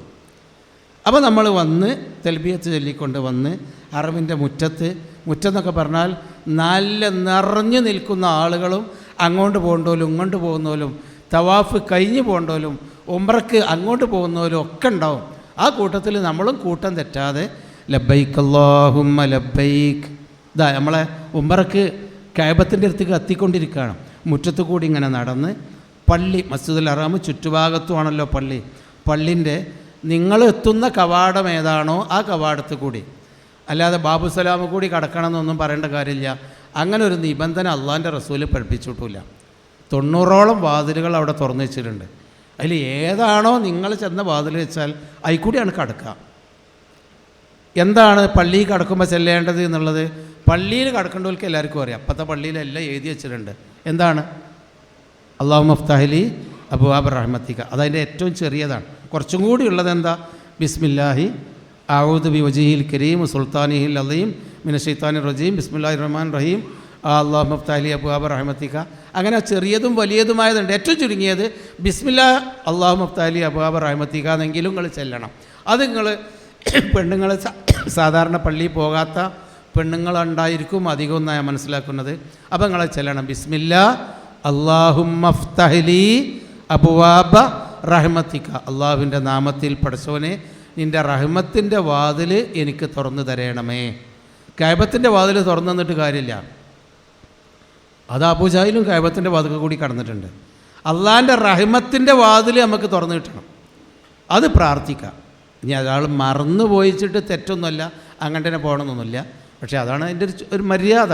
റസൂലുള്ളാഹി സ്വല്ലല്ലാഹു അലൈഹി വസല്ലമയുടെ സുന്നത്താണ്. അത് നിങ്ങൾ ശ്രദ്ധിക്കണം. അപ്പോൾ എല്ലാവരും കൂടിയും ആ പള്ളിക്കാണ് കടന്ന് വലത്ത് കാലും വെച്ചിട്ട് പള്ളിക്കാണ് കടന്നിട്ട് പള്ളിയിൽ കൂടി അങ്ങനെ നടന്നു പോവുക. കുറച്ചാണ് നടന്നുമ്പോൾ സ്റ്റെപ്പ് ഇറങ്ങണം. പിന്നെയും കുറച്ചും കൂടി നടക്കുമ്പോൾ പിന്നെയും ഇറങ്ങണം, സ്റ്റെപ്പ് ഇറങ്ങണം. ഒക്കെ ആകെ കണ്ട് അന്തം വിട്ടുകാണ്ട് ആദ്യത്തെ സ്റ്റെപ്പിൽ തന്നെ വീണ് കയ്യും കാലും മുറിഞ്ഞ് വേദനയായിക്കാണ്ട് കൊക്കിച്ചാടി കൊണ്ട് നടക്കേണ്ട കാര്യമില്ല. നല്ലോണം ശ്രദ്ധിക്കാം. സ്റ്റെപ്പ് ഇറങ്ങി പിന്നെ നടന്ന് സ്റ്റെപ്പ് ഇറങ്ങി അങ്ങനെ ഇറങ്ങിയിട്ട് വേണം താഴെ ഒരു കുണ്ടിലാണ് കഅബ, ചുറ്റുഭാഗത്തും പള്ളിയാണ്. അങ്ങനെയാണ്. അപ്പോൾ നല്ല ശ്രദ്ധിച്ച് പോകുക എന്നർത്ഥം. തൽബിയത്ത് ചൊല്ലിക്കൊണ്ട് അങ്ങനെ പോയിട്ട് നിങ്ങൾ കഅബൻ്റെ മുറ്റത്തെത്തിക്കഴിഞ്ഞാൽ ഇപ്പം എത്തി ലബ്ബൈക്ക് അല്ലാഹുമ്മ ലബ്ബൈക്ക്, ഞാനിത വരുന്നു എന്നല്ലേ നമ്മൾ പറഞ്ഞത് വിമാനത്തിൽ നിന്ന്. ഞാനിത പടച്ചോനെ വരുന്നു എന്നാണ്. അപ്പോൾ വന്നല്ലോ, എത്തിയല്ലോ. നീ എത്തിക്കഴിഞ്ഞാൽ ബാപ്പ ഞാനിത വരുന്നു എന്ന് മക്കൾ പറയില്ലല്ലോ. ബാപ്പ ഞാൻ ഇവിടെ എത്തിയെന്ന്, ഞാൻ ഇവിടെ എത്തിയിട്ടാ ബാപ്പ. അതാ. അപ്പോൾ തെൽബിയത്ത് നിർത്തി. കഅബത്തിൻ്റെ മുറ്റത്തെത്തിക്കഴിഞ്ഞാൽ തെൽബിയത്ത് മതിയാക്കി. ഇനി നമുക്ക് കഅബ തവാഫ് ചെയ്യലാണ് നമുക്കുള്ള ബാധ്യത. അപ്പോൾ എല്ലാവരും തെൽബിയത്ത്, ആണും പെണ്ണും തെൽബിയത്ത് നിർത്തുക. അതുവരെ നിങ്ങൾ പള്ളിയിൽ കൂടിയൊക്കെ പള്ളിക്കാരെയൊക്കെയാണ് നിൽക്കാനൊന്നും നിൽക്കരുത്. നിങ്ങളെ തഹിയ്യത്ത് അതല്ല. ആദ്യം വരുമ്പോഴുള്ള തഹിയ്യത്ത് തവാഫാണ്. പിന്നെ നിങ്ങൾ എപ്പോൾ കഅബത്തേക്ക് കിടക്കുകയാണെങ്കിലും തഹിയ്യത്ത് നിസ്കരിക്കാതെ ഇരുന്ന് പോകരുത്. അതൊരു വല്ലാത്ത അച്ചടക്കരാഹിത്യമായിരിക്കും. അപ്പോൾ ആദ്യം നമ്മളിങ്ങനെ പള്ളിക്ക് കൂടി അങ്ങനെ ചെന്ന് അവിടെ നിസ്കരിക്കേണ്ടവരുണ്ടാവും, കിടന്നുറങ്ങേണ്ടവരുണ്ടാവും, ഖുർആൻ ഓതുന്നവരുണ്ടാവും, ദ്വാരക്കുന്നവരുണ്ടാവും, നിങ്ങളെ കൂടെ അങ്ങോട്ട് വരുന്നവരുണ്ടാവും, അവിടുന്ന് കഴിഞ്ഞ് പോരുന്നവരുണ്ടാവും. അതൊന്നും നമ്മൾ നോക്കണ്ട. നമ്മൾ തെൽബിയത്ത് ചൊല്ലിക്കഴിഞ്ഞ് കഅബൻ്റെ മുറ്റത്ത് ഇറങ്ങിക്കഴിഞ്ഞാൽ തെൽബിയത്ത് നിർത്തി. ഇനി നമുക്ക് തവാഫ് ചെയ്യലാണ്. തവാഫ് ചെയ്യുക എന്ന് പറയുമ്പോൾ 4 മൂലയുള്ള അതാണ് കഅബ. നിങ്ങളതിൽ കണ്ടിട്ടുണ്ടാവും. അതിൻ്റെ സംവിധാനങ്ങളൊന്നുമില്ല. അതുകൊണ്ടാണ് 4 മൂലയുള്ള ആ കെട്ടിടമാണ് കഅബ എന്ന് പറയുന്നത്. അപ്പോൾ അതിൻ്റെ ഒരു മൂലക്കെന്നാണ് തവാഫ് തുടങ്ങേണ്ടത്. ഹജറുൽ അസ്വദ് ഉള്ള മൂല. ഹജറുൽ അസ്വദ് മുത്തണം എന്ന് പൂതി എല്ലാവർക്കും ഉണ്ടാവും. പക്ഷേ ഇപ്പം നിങ്ങൾ ചെല്ലുമ്പോൾ മുത്താൻ കഴിയൂല. നിങ്ങളതിന് മെനക്കെടണ്ട. പിന്നെ നമുക്ക് മുത്താം എപ്പോഴേലും രാത്രിയൊക്കെ പോയിട്ട്. അപ്പോൾ അതിന് ഹജറുൽ അസ്വദ് മുത്തിയിട്ട് തവാഫ് തുടങ്ങാം വിചാരിച്ചാൽ ആ വാസിയായിട്ട് അവിടെ അങ്ങനെ നിൽക്കേണ്ടി വരുന്നല്ലാതെ അത് നടക്കൂല. കാരണം നമ്മളൊക്കെ ഇവിടുന്ന് പോകുന്നത് ദുൽഖഅദ് മാസത്തിലാണ്. അപ്പോൾ എപ്പോഴും തിരക്കുള്ള സമയമാണ്. ഇപ്പം തന്നെ അല്ലെങ്കിലേ അവിടെ തിരക്കാണ്. ഞാൻ ഇപ്പോൾ കഴിഞ്ഞ 1 മാസം ആയിട്ടില്ല, 1 മാസമായി നോമ്പിൻ്റെ തൊട്ട് മുമ്പുള്ള ദിവസം അവിടെ പോയിരുന്നു. പണ്ടൊക്കെ അങ്ങനെ ഉണ്ടാവാറില്ല, നോമ്പിനെ ആളുണ്ടാവാറ്. ഇപ്പോൾ 265 ദിവസവും തിരക്കാണ്. അപ്പോൾ ആ ഹജറുൽ അസ്വദ് ഉള്ള മൂല, അപ്പോൾ ഒരു മൂല, പിന്നെ ഹജറുൽ അസ്വദ് ഉള്ള മൂല, പിന്നെ വേറൊരു മൂല, പിന്നെ വേറൊരു മൂല. ഓരോ മൂലക്ക് ഓരോരോ പേരുണ്ട്. ഈ ഹജറുൽ അസ്വദുള്ള മൂലക്ക് റുക്കുനുൽ ഹജർ എന്നാണ് പേര്. ഹജറുള്ള മൂല, അത്രേ അതിന് പേരുള്ളൂ. ഇവിടെ റുക്കുനു ഷാമി എന്നാ, ഷാം സിറിയ എന്നുള്ള ഷാമിൻ്റെ ഭാഗത്തേക്കുള്ള മൂല.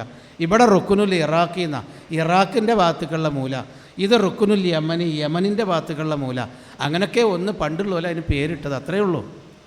അപ്പോൾ നമ്മൾ നിങ്ങൾ ഇവിടെ വന്നാലും ഇങ്ങനെയാണ് തവാഫ്, ഇങ്ങനെ തവാഫ്. അതായത് കഅബ ഇടതുഭാസമായിക്കൊണ്ട് ഇങ്ങനെയാണ് തവാഫ്. അപ്പം നിങ്ങൾ അവിടെയാണ് ഇറങ്ങിയത്, ആ ഭാഗത്താണ് നിങ്ങൾ ഇറങ്ങിയതെങ്കിൽ ആ തവാഫ് ചെയ്യുന്നവരുടെ കൂടെ ഇങ്ങനെ നടന്നു വന്നിട്ട്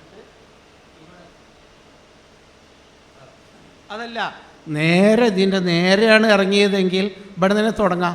അല്ല, ആ ഭാഗത്തു കൂടി അവിടെയാണ് നിങ്ങൾ കെട്ടിയിടം താമസിച്ചാണെങ്കിൽ നിങ്ങൾ അതിലിങ്ങനെ ആ വാതിൽക്ക കൂടി ഇറങ്ങിയിട്ട് ഇങ്ങനെ എതിരോക്ക് പോകാൻ നിൽക്കരുത്, നേരെ പോവാം. ആ തവാഫ് ചെയ്യുന്ന ആ കൂട്ടത്തേക്കാണ് നിന്ന് കൊടുത്താൽ മതി. നിങ്ങൾ നടക്കൊന്നും വേണ്ട, നിന്നാൽ തന്നെ നമ്മളങ്ങനെയാണ് പോയിക്കോളും. കാരണം അത്രയും തിരക്കുണ്ടാവും ആ സമയത്ത്. അപ്പോൾ അതിലങ്ങനെ നിന്ന് കൊടുത്ത് കൂട്ടം തെറ്റരുത്. ഉമ്മാനെയും വല്യമാനെയൊക്കെ പിടിക്കുക. അതുപോലെ കൂട്ടത്തിലുള്ള ഇനി അന്യരെ ആരെങ്കിലും വല്യമ്മയാണെങ്കിലും ചെറുപ്പക്കാരായ ആണുങ്ങൾ വയസ്സുള്ള വല്യപ്പാരെയൊക്കെ പിടിക്കുക. ചെറുപ്പക്കാരികളായ കുട്ടികൾ ബാക്കിയുള്ള വയസ്സുള്ളവരൊക്കെ ഒന്ന് പിടിച്ച് അങ്ങനെ കൊണ്ടുപോകുക. തിരക്കിലൊന്നും പെടാതിരിക്കുക. കാരണം ഈ ആഫ്രിക്കക്കാരും തുർക്കിക്കാരൊന്നും ഒരു മനുഷ്യനെയും പരിഗണിക്കൂല. ഓലാണ് പോവും ഒരു പോക്ക്. നമ്മൾ അതിൻ്റെ ഇടയിലാണ് പെടരുത്. അത് നമ്മൾ ശ്രദ്ധിച്ചാൽ മതി. അപ്പോൾ നമ്മളൊരു ഇങ്ങനെ പൊന്ന് അവിടെ നിന്ന് ഇങ്ങനെ വന്ന് ഈ ഹജറുൽ അസ്വദിൻ്റെ ഈ മൂലക്കലെത്തിക്കഴിഞ്ഞാൽ കുറച്ചുകൂടെ ഉണ്ടല്ലോ, ഈ മൂലയിലെത്തിക്കഴിഞ്ഞാൽ, അപ്പോൾ ഞാൻ പറയാം ഇതൊരു കഅബയെ നിങ്ങൾ സങ്കല്പിച്ചോളൂ, എത്ര സൗകര്യമുള്ളൂ. ഈ മൂലയിലെത്തിക്കഴിഞ്ഞാൽ നമ്മൾ തവാഫ് തുടങ്ങൽ പെടുന്നതാണ്. ഇതിപ്പോൾ ഇങ്ങനെയാണ് മനസ്സിലാക്കി വെച്ചാൽ വലിയ പ്രശ്നമൊന്നുമില്ല. ഇനി എന്താ ചെയ്യേണ്ടതെന്നൊന്നും ബേജാറാണ്. അതിൻ്റെ ഇടയ്ക്കൊരു കാര്യം ചെയ്യണം, അതിൻ്റെ ഇടയ്ക്ക് മറന്നു. ആണുങ്ങൾ ഈ മത്താഫിൽ നമ്മളാ മുറ്റത്ത് ഇറങ്ങിക്കഴിഞ്ഞാൽ നിങ്ങളാ മുണ്ടെടുത്തിട്ട് ഇങ്ങനെ ആക്കണം. അറിയല്ലോ, മുണ്ടെടുത്ത് ആക്കലറിയില്ലേ? അതായത് കക്ഷത്ത് കൂടി ഇടുക. അത് ഇവിടെ നിന്ന് തന്നെ വേണ്ട. നബി സല്ലല്ലാഹു അലൈഹി വസല്ലം അങ്ങനെ ചെയ്തിട്ടില്ല. ഇങ്ങനെ പുറച്ചിരുന്ന മുണ്ട് വലത്തെ തോളും കയ്യും ഒഴിവാക്കിയിട്ട് ഇതിലാണ്ട് ഇട്ടാൽ മതി, വേറെ പ്രശ്നങ്ങളൊന്നും. അതിനാണ് അതാണ് ഈ ഇൽത്തിബായ്, കക്ഷത്ത് കൂടി ഇടാതെ. നിങ്ങൾക്ക് വേറെ ഒന്നും പെണ്ണുങ്ങൾക്ക് ചെയ്യാനില്ല. അങ്ങനെ വന്നിട്ട് നമ്മൾ ഇവിടെ എത്തിക്കഴിഞ്ഞാൽ പിന്നീട് നമ്മൾ തവാഫ് തുടങ്ങുകയാണ്. ഒന്നാമതായിട്ട് ഹജറുൽ അസ്വദ് മുത്തിക്കൊണ്ട് തവാഫ് തുടങ്ങാൻ പറ്റുമെങ്കിൽ അങ്ങനെയെന്നാണ് നബി പഠിപ്പിച്ചത്. അപ്പോൾ ഞാൻ പറഞ്ഞല്ലോ, ആ സമയത്ത് മുത്താൻ കഴിയില്ല. ഇനി ഹജറുൽ അസ്വദ് തൊട്ടിട്ട് ആ കൈ മുത്തിക്കൊണ്ട് തവാഫ് തുടങ്ങണം, അതിന് പറ്റൂലെങ്കിൽ എന്നാണ് നബി പഠിപ്പിച്ചത്. മുത്താൻ കഴിച്ചു, അതിന് തൊട്ട് മുത്താനും നിങ്ങളെ കൊണ്ട് ഇപ്പം കഴിയൂല. അതൊരു സുന്നത്ത് എന്ന് പറഞ്ഞാൽ സുന്നത്താണ്. പക്ഷേ നബി പറഞ്ഞു മുത്തുണ്ടോലും മുത്തിക്കോട്ടെ, അല്ലാത്തൊരു തൊട്ടോട്ടെ. സഹാബിമാർ തൊട്ടോലും ഉണ്ട്, മുത്തുണ്ടോലും ഉണ്ട്. ഇനി കൈകൊണ്ട് തൊടാതെ എത്തൂലെങ്കിൽ കയ്യിൽ കയ്യിലൊക്കെ വടിയൊക്കെ ഉണ്ടാവും. വടിയോ മറ്റോ ഉണ്ടെങ്കിൽ നിങ്ങളാ വടി കൊണ്ടൊന്ന് തൊട്ടിട്ട് അതിന് അറ്റം മുത്തിയാൽ മതിയാണ്. അതിനും നമ്മളടുത്ത് വടിയും കുന്തൊന്നും ഉണ്ടാവുമല്ലോ. അപ്പോൾ പിന്നെ എന്താ ചെയ്യുക പറഞ്ഞാൽ അതിൻ്റെ നേരെ നിന്നിട്ട് ബിസ്മില്ലാഹി അല്ലാഹു അക്ബർ മാത്രം, ഒറ്റ കൈ മാത്രം, ഒറ്റ പ്രാവശ്യം ബിസ്മില്ലാഹി അല്ലാഹു അക്ബർ. ഇതറിയാത്ത ആരും ഇവിടെ ഉണ്ടാവുമല്ലോ. ബിസ്മില്ലാ എന്ന് ചോറ് വയ്ക്കുമ്പോൾ ചെല്ലുണ്ടാണ്, അല്ലാഹു അക്ബർ നിക്കരിച്ചുമ്പോൾ ചെല്ലുണ്ട. ബിസ്മില്ലാഹി അല്ലാഹു അക്ബർ, അതാണ് തവാഫിൻ്റെ തുടക്കം. പിന്നീട് നബി സല്ലല്ലാഹു അലൈഹി വസല്ലമയിൽ നിന്ന് ഖുർആൻ ഓതിയിട്ടുണ്ട് നബി. അല്ലാഹുമ്മ ഈമാനം ബിക വ തസ്ദീഖൻ ബി കിതാബിക വഫാം ബി അഹദിക വത്തിബാൻ ലി സുന്നത്തി നബിക മുഹമ്മദ് സല്ലല്ലാഹു അലൈഹി വസല്ലം അങ്ങനെ പറഞ്ഞതായിട്ട് സഹാബിമാരിൽ നിന്ന് റിപ്പോർട്ട് ചെയ്തിട്ടുണ്ട്. അങ്ങനെ പലതും ഉണ്ട്. അപ്പോൾ അത് നിങ്ങളൊരു വിശ്വാസയോഗ്യമായ നല്ലൊരു മനാസിക്ക് എടുത്തിട്ട് അത് പഠിച്ച് അത് ചെയ്തിട്ടില്ലെങ്കിലും ബിസ്മില്ലാഹി അല്ലാഹു അക്ബർ എന്ന് പറയുക. എന്നിട്ട് വല്ല സൂറത്ത് ഓതിക്കോളി. അഊദു ബില്ലാഹി മിനശ് ശൈത്വാനിർ റജീം, ബിസ്മില്ലാഹിർ റഹ്മാനിർ റഹീം, ഖുൽ ഹുവല്ലാഹു അഹദ് അല്ലാഹു സമദ്. ഒരു ഖുൽ ഹുവല്ലാഹു കൊണ്ടാണ് തുടങ്ങിക്കളി, അല്ലെങ്കിൽ ഫാത്തിഹ കൊണ്ട് തുടങ്ങിക്കളി, ചെറിയൊരു സൂറത്ത് കൊണ്ട്. ഏതായിരുന്നാലും അവിടെ നിൽക്കാനൊന്നും കഴിയില്ല. ബിസ്മില്ലാഹി അല്ലാഹു അക്ബർ. പിന്നെ ആ കയ്യെ മുത്തരുത്. ബിസ്മില്ലാഹി അല്ലാഹു അക്ബർ എന്ന് പറഞ്ഞിട്ട് പിന്നെ ആ കയ്യെ മുത്താൻ പാടില്ല. അത് തൊട്ടാലേ മുത്തണ്ടാവുള്ളൂ. അത് കഴിഞ്ഞാൽ പിന്നെ നിങ്ങൾ നടക്കുകയാണ്. നടക്കുക എന്ന് പറഞ്ഞാൽ നമ്മളാണ് നടന്നു പോകും. നമ്മൾ കൽപ്പിച്ചുകൂടി നടന്നില്ലെങ്കിലും അവിടെ നടന്നു പോകും. കാരണം ആൾക്കാർ അങ്ങനെയാണ്. അപ്പോൾ അതിൽ കൂടി നമ്മളിങ്ങനെ നടക്കുക എന്നാണ് തവാഫ്. അങ്ങനെ ചുറ്റി നടക്കുക. ചുറ്റി നടക്കുമ്പോൾ നമ്മൾ ഈ ആണുങ്ങൾ നമ്മൾ ശ്രദ്ധിക്കേണ്ടത്, നിങ്ങളാ നടക്കേണ്ടത് ഒരു പ്രത്യേക തരത്തിലുള്ള നടത്തം. നമ്മളിപ്പോൾ ഇവിടെ നടന്നിട്ടില്ല. പണ്ട് കുട്ടികളുടെ കാലത്തൊക്കെ നടന്നിട്ടുണ്ടാവും. അത് എന്താ നടത്തം? ഇങ്ങനെയാണ് നടക്കേണ്ടത്. ഇങ്ങനെ ഈ നടത്തം അതാണ് റംല് എന്ന് പറയുന്നത്. റംല് കാല് അടുപ്പിച്ച് വെച്ച് ഒന്ന് കുലുങ്ങിയിട്ട് നടക്കുക എന്നർത്ഥം. എന്ന് കരുതിയിട്ട് ആകെ കുലുങ്ങാൻ വയ്യാത്തവർക്ക് കുലുങ്ങൊന്നും വേണ്ട, ഇടങ്ങാറാവൊന്നും വേണ്ട. എന്നാലും കാല് അടുപ്പിച്ച് വെച്ച് നടക്കുക, അതേ ഇങ്ങനെ നടക്കുക. ഒരു 3 ചുറ്റ് തവാഫ് അങ്ങനെ നടക്കുക ആണ്. നിങ്ങൾ വേണ്ട, നിങ്ങൾ സാധാരണ നടന്നാൽ സ്പീഡ് കൂടണമെന്നൊന്നുമില്ല. അതാ റംല്. റംല് പറഞ്ഞാൽ അരിച്ചരിച്ച് നടക്കുക. റമല എന്ന് പറഞ്ഞാൽ അരിച്ചു എന്ന്, ഗർഭൊക്കെ അരിക്കേണ്ട മാതിരി അരിച്ചരിച്ച് നടക്കുക. അപ്പോൾ ഒന്ന് കുലുങ്ങും. അതിൻ്റെ ചില ചരിത്ര പശ്ചാത്തലമുണ്ട്. അതിപ്പോൾ ഇവിടെ നമ്മളെ സമയം കഴിയാം. അപ്പോൾ അങ്ങനെ 3 ചുറ്റുങ്ങൾ നടക്കും. അപ്പോൾ അങ്ങനെ നടന്ന് പോകുമ്പോൾ ഇവിടെ നിന്നാണല്ലോ നമ്മൾ തുടങ്ങിയത്. ഇവിടെ ഇങ്ങനെ തുടങ്ങി ഇങ്ങനെ നടന്ന് ഇവിടെ ഒന്നും ചെയ്യാനില്ല. ഈ കഅബൻ്റെ ഇവിടെ കഅബയിൽപ്പെട്ട ഹിജ്ർ ഇസ്മായിൽ എന്ന് പറയുന്ന എന്നാൽ മതിൽ കെട്ടാത്ത ഒരു വട്ടത്തിലുള്ള ഒരു സ്ഥലമുണ്ട്. അതിൻ്റെ അപ്പുറത്ത് കൂടി നമ്മളിങ്ങനെ ചിലപ്പോൾ കഅബൻ്റെ അടുത്തുകൂടി നടന്നാൽ ഒരു ചുറ്റ് തീരും. ദൂരത്തു കൂടി നടക്കുമ്പോൾ ഒരുപാട് സമയമെടുക്കും ചുറ്റ് തീരാൻ. അപ്പോൾ നമ്മൾ ദൂരത്തുകൂടി ഇപ്പോൾ ഈ വീൽ ചെയറിലൊക്കെ പോകുന്നവരാണെങ്കിൽ വീൽ ചെയറിൽ നിങ്ങൾക്ക് വേറെ സ്ഥലമുണ്ട്. അത് നിങ്ങൾ പോലും കാണിച്ചു തരും. വീൽ ചെയറിൽ ഉരുട്ടി കൊണ്ടുപോകേണ്ട ആൾ. അപ്പോൾ ഞാനാണിപ്പോൾ എൻ്റെ ഉമ്മാനെ വീൽ ചെയറിൽ കൊണ്ടുവന്നെങ്കിൽ ഉമ്മാനെ ഉരുട്ടി കൊണ്ടുപോകും ചെയ്യുക. എൻ്റെയും തവാഫ് തീരും. അത് മേലെ ഭാഗത്ത് വീൽ ചെയറിലേക്ക് വേറെ സൗകര്യമുണ്ട്. അത് നിങ്ങൾക്ക് അവിടുന്ന് പഠിപ്പിച്ചു തരും, അവിടുന്ന് സൗകര്യപ്പെടുത്തി തരും. അപ്പോൾ നമ്മളിങ്ങനെ നടന്ന് ഇവിടെ എത്തി. അതിലിങ്ങനെ എത്തി. ഒന്ന് ശ്രദ്ധിക്കാനുള്ളത്, ഇവിടെ ഒരു മൂല കഴിഞ്ഞു, ഈ മൂലയിൽ നിന്ന് ആ മൂലയിലെത്തി, ഈ മൂലക്ക് പേരെന്താ ഓർമ്മ ഉണ്ട് ആർക്കെങ്കിലും ഓർമ്മ ഉണ്ടോ? റുക്കുനുൽ യമാനി എന്നാ. അതായത് ആ ഭാഗത്താണ് യമന് എന്നർത്ഥം. പഴയ കാലത്ത് മരുഭൂമിയല്ലേ, ഇതിൽ കെട്ടിടമൊന്നുമില്ലല്ലോ. അപ്പോൾ ആ യമനിൻ്റെ ഭാഗം എന്ന് ആൾക്കാർ പറഞ്ഞാൽ എവിടെയെന്ന് പറഞ്ഞാൽ നമ്മൾ ആ കേക്കിയിലെ ആ മൂലക്കല് എന്നറിയാലോ, കേക്കിയിലെ പെരൻ്റെ മൂലക്കല് പറഞ്ഞ മാതിരിയാണ് യമനിൻ്റെ ഭാഗം എന്ന് പറഞ്ഞു. ഇവിടെ എത്തുമ്പോൾ നബി സല്ലല്ലാഹു അലൈഹി വസല്ലമ ഒന്ന് തൊട്ടിരുന്നു കഅബനെ. നബി തൊട്ടു. അപ്പോൾ തൊടാൻ കഴിയാത്തോല് തിരക്കുണ്ടായിരുന്നു. തൊടാൻ കഴിയാത്തോലുണ്ടായപ്പോൾ നബി പറഞ്ഞു തൊടണമെന്നില്ല, ഞാനൊന്ന് തൊട്ടു എന്നേ ഉള്ളൂ, തൊടാൻ പറ്റുണ്ടോലോ ഒന്ന് തൊട്ടാളി, ഇവിടെ എത്തുമ്പോൾ തിരക്കില്ലെങ്കിൽ നിങ്ങളൊന്ന് തൊട്ടോളി എന്ന് കരുതിയ തൊടാൻ വേണ്ടി നിങ്ങളെ കൂട്ടം തെറ്റാനൊന്നും നിൽക്കണ്ട. ഇനി അവിടെ തൊട്ടിട്ട് മുത്തും വേണ്ട. തൊടാൻ കഴിഞ്ഞില്ലെങ്കിൽ അവിടുന്ന് അല്ലാഹു അക്ബർ എന്ന് ചെല്ലേണ്ട ആൾക്കാർ അവിടെ അല്ലാഹു അക്ബർ ചെല്ലും. അത് ചെല്ലാൻ പാടില്ല. അപ്പോൾ ഇവിടെ എത്തിയിട്ട് പറ്റുമെങ്കിൽ തൊടുക. അതല്ലെങ്കിൽ ഈ മൂല മുതൽ, അത് നിങ്ങൾ ശ്രദ്ധിക്കേണ്ടത്, ഈ മൂല മുതൽ ഇവിടെ വരെ എത്തുമ്പോഴാണ് ഒരു ചുറ്റ് തവാഫാകുക, ഒരു ചുറ്റാവുക. അപ്പോൾ ഈ ഇടയിൽ നിങ്ങൾ ചെല്ലേണ്ട ഒരു പ്രത്യേക ദിക്റുണ്ട്. ഇവിടെയൊക്കെ നിങ്ങൾ ചെല്ലേണ്ടത് നിങ്ങൾക്ക് ലാ ഇലാഹ ഇല്ലല്ലാഹ് സുബ്ഹാനല്ലാഹ് അൽഹംദുലില്ലാഹി വലാ ഇലാഹ ഇല്ലല്ലാഹു അല്ലാഹു അക്ബർ ലാ ഇലാഹ ഇല്ലല്ലാഹു വഹ്ദഹു ലാ ശരീക ലഹു, അതുപോലെ യാ ഹയ്യു യാ ഖയ്യൂം ബിറഹ്മതിക അസ്തഗീസ്. അങ്ങനെ നമ്മൾ എപ്പോഴും നിസ്കാരത്തിൻ്റെ ശേഷവും നിസ്കാരത്തിൻ്റെ അല്ലാത്ത സമയത്തും രാവിലെയും വൈകുന്നേരം ഒക്കെ സുബ്ഹാനല്ലാഹി വബിഹംദിഹി സുബ്ഹാനല്ലാഹിൽ അളീം അങ്ങനെയുള്ള ദിക്റുകൾ, സുബ്ഹാനല്ലാഹി വബിഹംദിഹി സുബ്ഹാനല്ലാഹി വബിഹംദിഹി എന്ന് രാവിലെയും വൈകുന്നേരം ചെല്ലേണ്ട ദിക്റാണ്. അങ്ങനെയുള്ളതൊക്കെ ചൊല്ലിക്കൊണ്ട് പോവുക, അത്രയേ ഉള്ളൂ. വേറെ പ്രത്യേകമൊന്നുമില്ല. 1-ാം ചുറ്റിൽ ഇന്നത് 2-ാം ചുറ്റിലുള്ളതൊന്നുമില്ല. ചൊല്ലിക്കൊണ്ട് അങ്ങനെ പോകുക തന്നെ. അതിങ്ങനെ ആരും ചൊല്ലിക്കൊടുക്കൊന്നും വേണ്ട. അവിടെയൊക്കെ ഉള്ളൊരു പ്രശ്നത, ചൊല്ലിക്കൊടുക്കും എന്നിട്ട് ചെല്ലും, വേറുള്ളവർക്ക് ചൊല്ലുണ്ടാവും, അതൊന്നും നമ്മൾ വേണ്ട. നമ്മളത് ചൊല്ലിക്കൊണ്ട് ഇങ്ങനെ പോവുക. പിന്നീട് അള്ളാഹുവിനോട് ദ്വാരക്കേണ്ട സമയമാണ്. അപ്പം ഉമ്മാൻ്റെ കാര്യങ്ങൾ തുറന്നോട്ടെ, ഞാൻ എൻ്റെ കാര്യം തുറന്നോളാം, എൻ്റെ മോൻ്റെ കാര്യം തുറന്നോട്ടെ, ഭാര്യ ഓളെ കാര്യം നോക്കിക്കോട്ടെ, ഭർത്താവ് മൂപ്പരെ കാര്യം നോക്കിക്കോട്ടെ. എല്ലാവരും പടച്ചവനോട് ഒറ്റയ്ക്ക് പ്രാർത്ഥിക്കുക.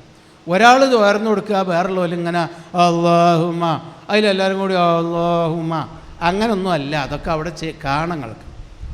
നിങ്ങൾ പടച്ചവനോട് നിങ്ങളെ ഭാഷയിൽ പറയാം. നിങ്ങളെ മലയാളത്തിൽ നമ്മളെ ഭാഷയിൽ നമ്മൾ അള്ളാഹുവിനോട് നമ്മൾ ചെയ്ത കുറ്റങ്ങൾ പറഞ്ഞ് പശ്ചാത്തപിക്കുക, ഇസ്തിഗ്ഫാർ ചെയ്യുക. അപ്പോൾ ഞാൻ പറഞ്ഞു വന്നത്, ഇവിടുന്ന് തുടങ്ങി നിങ്ങൾ അങ്ങനെ തന്നെ നോക്കിക്കാളി. ഇതിൻ്റെ ഇതൊന്നുമല്ല അതിൻ്റെ ഒരു രൂപം. ഇവിടുന്ന് നമ്മളിങ്ങനെ തുടങ്ങി ദിക്റും തസ്ബീഹും ഒക്കെ ചൊല്ലി, കുറച്ച് ദിക്റും തസ്ബീഹും ഒക്കെ ചെല്ലുമ്പോൾ നമുക്ക് പടച്ചവനോട് ഒരുപാട് പറയാം. മനസ്സിലുണ്ടല്ലോ നമ്മളെ കുട്ടികളെയും മക്കളെയും കച്ചവടവും പേരക്കുട്ടികളും രോഗവും വീടിൻ്റെ പണിയും കുട്ടികളെ പരീക്ഷയും കെട്ടലും കെട്ടിക്കലും ഒക്കെ ഉണ്ടാവും. ഒക്കെ പറഞ്ഞോളേ, ഒക്കെ ദുന്യാവിൻ്റെ കാര്യം. പക്ഷേ ആഖിറത്തിൻ്റെ കാര്യം, നരകത്തു നിന്ന് രക്ഷപ്പെട്ട് ഈമാനോടുകൂടി മരിച്ചു പോകണം. അപ്പോൾ പാപം പുറത്ത് കിട്ടണം, അതും പറയാം. എല്ലാം നിങ്ങൾ അള്ളാഹുവിനോട് പറയാം. സമയമുണ്ടാവും, കാരണം അതിന് മാത്രം സമയമുണ്ട് ദീർഘമായി. കാരണം മെല്ലെ മെല്ലെ പോകാൻ പറ്റുള്ളൂ. അപ്പോൾ അങ്ങനെ പറഞ്ഞ് നിങ്ങൾ ദിക്റ് ചൊല്ലി അങ്ങനെ പ്രാർത്ഥിച്ച് പോയി അതിലങ്ങനെ വന്ന് ഇവിടെ എത്തിക്കഴിഞ്ഞാൽ മറ്റു ഇതുവരെ പറഞ്ഞിരുന്ന പ്രാർത്ഥനകളൊക്കെ നിർത്തി. ഇനി ഈ ഒരു സ്ഥലത്ത്, അതായത് റുക്നുൽ യമാനിൻ്റെയും ഒരു ചുറ്റും എത്തുമ്പോഴുള്ള അജറുൽ അസ്വദിൻ്റെ ഇടയിലുള്ള സ്ഥലത്ത് ഒരു പ്രാർത്ഥന മാത്രമേ പ്രാർത്ഥിക്കാൻ പാടുള്ളൂ. അത് ഓർമ്മയുണ്ടല്ലോ, എന്താ? റബ്ബന ആതിന ഫിദ്ദുനിയ ഹസന വഫിൽ ആഖിറതി ഹസനത്തുൻ വഖിനാ അദാബന്നാർ. ആ പ്രാർത്ഥന എന്താണ്? അതിൻ്റെ ഒരു പ്രത്യേകത, അക്സറുമാതാ റസൂലുള്ളാഹി സ്വല്ലല്ലാഹു അലൈഹി വസല്ലം, റസൂലുള്ള ഏറ്റവും കൂടുതൽ പ്രാർത്ഥിച്ച പ്രാർത്ഥന അതാണ് ജീവിതത്തിൽ. നമ്മളും അങ്ങനെ ആവണം. എന്താ വെച്ചാൽ, അള്ളാഹുവേ ദുനിയാവിലുള്ള എല്ലാ ഹസനത്തും ആഖിറത്തിലുള്ള എല്ലാ ഹസനത്തും എനിക്ക് നീ തരയണമേ, നരകശിക്ഷയിൽ നിന്ന് രക്ഷപ്പെടുത്തണമേ. ഞാൻ അതിലേതാ പെടാത്തത്? നിങ്ങൾ ആലോചിച്ച് നോക്കണേ. ദുനിയാവിലുള്ള ഹസനത്ത് എന്ന് പറഞ്ഞാൽ ഈ കൂടാത്ത ഒന്നുമില്ല, എല്ലായി. അള്ളാഹ്ക്ക് അറിയാലോ ദുനിയാവിൽ നമുക്ക് എന്താ ഹസനത്ത്. ആഖിറത്തിലുള്ള ഹസനത്ത് എന്ന് പറഞ്ഞാൽ ഈമാനോടുകൂടി മരിക്കുക, ഖബറിലുള്ള ചോദ്യം, ആ ഖബറിലുള്ള ചോദ്യത്തിന് ഉത്തരം പറയാൻ കഴിയുക, ഖബറിലുള്ള ശിക്ഷ അദാബുൽ ഖബറിൽ നിന്ന് രക്ഷപ്പെടുക, ബർസഖിയായ ലോകത്ത് നല്ല ജീവിതം, നല്ല വിചാരണ, സ്വർഗം, അതാ വഫിൽ ആഖിറതി ഹസനത്തൻ, പിന്നെ നരകത്തിൽ നിന്ന് രക്ഷപ്പെടുകയും ചെയ്യാം. ഇതാണ് ആ പ്രാർത്ഥന. അത് ഇതുവരെ പ്രാർത്ഥിച്ചു. ഇവിടെ എത്തുമ്പോൾ അടുത്തുകൂടിയാണെങ്കിൽ ഒരു 2-4 വട്ടം പ്രാർത്ഥിക്കുമ്പോഴേക്ക് എത്തും. അതല്ല ദൂരത്തു കൂടിയാണെങ്കിൽ 10 വട്ടമൊക്കെ പ്രാർത്ഥിക്കാൻ കഴിയും. അത് പ്രാർത്ഥിച്ച് കഴിഞ്ഞ് ഇവിടെ എത്തുമ്പോൾ ഒരു ചുറ്റ് തവാഫ് കഴിഞ്ഞു. അല്ലാഹു അക്ബർ, ഇതാ അല്ലാഹു അക്ബർ, ഇത്രയേ ഉള്ളൂ. അള്ളാഹുവാണ് ഏറ്റവും വലിയവൻ എന്ന് പറഞ്ഞാൽ ഞാനും എൻ്റെ താല്പര്യങ്ങളും എൻ്റെ സ്വാർത്ഥതയും സ്വത്തും മുതലൊന്നുമല്ല, പഠിച്ചോനാ വലിയത്. അള്ളാഹു ഒറ്റപ്പെട്ടു കൈ തൂക്കിയിട്ടു. വീണ്ടും രണ്ടാമത്തെ ചുറ്റ് തുടങ്ങുകയാണ്. രണ്ടാമത്തെ ചുറ്റിലും ആണുങ്ങൾ ഇങ്ങനെ നടക്കണം. അതോടൊപ്പം നമ്മൾ ദിക്റുകൾ, തസ്ബീഹുകൾ, ഖുർആൻ വേണമെങ്കിൽ നിങ്ങൾ ഓതിക്കോളി, കാണാതെ അറിയുന്ന ഖുർആൻ ഓതുക, ദിക്ർ തസ്ബീഹ് ചൊല്ലി അങ്ങനെ നടന്ന് അതിലെങ്ങനെ എത്തി. റുക്നുൽ യമാനി മുതൽ ഇവിടെ ഉള്ള സമയത്ത് റബ്ബന ആതിന ഫിദ്ദുനിയ ഹസന ഫിൽ ആഖിറതി ഹസനത്തൻ അവിടെ എത്തി. ഇവിടെ എത്തിയപ്പോൾ 2 തവാഫായി. അല്ലാഹു അക്ബർ. അതോടുകൂടി രണ്ടാമത്തെ തവാഫ് കഴിഞ്ഞ് 3ലേക്ക് കടന്നു. അങ്ങനെ 7 വട്ടം. ഇനി പറയേണ്ടതില്ലല്ലോ. അപ്പോൾ ഒരുപാട് വട്ടം ദ്വാരക്കാൻ നിങ്ങൾക്ക് സമയമുണ്ട്. ഒരേ കാര്യം തന്നെ 100-ലേറെ വട്ടം ദ്വാരക്കാൻ സമയമുണ്ട്. നല്ലോം ദ്വാരന്നോളി, കാരണം കിട്ടേണ്ട സമയമാണ്, പിന്നെ കിട്ടൂല. ആദ്യത്തെ ചെല്ലുന്ന സമയത്തുണ്ടാവുന്ന ആ ഭക്തി പിന്നെ കിട്ടൂല. നന്നായിട്ട് പ്രാർത്ഥിക്കാം. എന്നിട്ട് അത് കഴിഞ്ഞാൽ അവസാനം അല്ലാഹു അക്ബർ എന്ന് പറഞ്ഞാൽ 7ാമത്തത് കഴിഞ്ഞു. 3 ചുറ്റ് ഞാൻ പറഞ്ഞ നടന്നു കഴിഞ്ഞാൽ പിന്നെ സാധാ നമ്മളെ നടത്തം തന്നെയാണ് ആണുങ്ങളും നടക്കേണ്ടത്. അത് കഴിഞ്ഞാൽ പിന്നെ നമ്മളിങ്ങനെ പുറത്തേക്ക്, അവസാനത്തെ ചുറ്റാവുമ്പോൾ പുറത്തേക്ക് കൊണ്ടാവുക നല്ലത്. കാരണം ഈ ഉള്ളിൽ നിന്ന് കൊണ്ട് പോകാൻ കഴിയില്ല തിരക്കുന്ന്. അപ്പോൾ പുറത്തേക്കായിട്ട് നമ്മൾ ഒഴിഞ്ഞ സ്ഥലം ഉണ്ടാവും. ആ ഒഴിഞ്ഞ സ്ഥലം ചിലപ്പോൾ മത്താഫ് നിറയെ ആളുണ്ടാവും. അപ്പോൾ നമ്മൾ പള്ളിക്കാണ് കയറാം.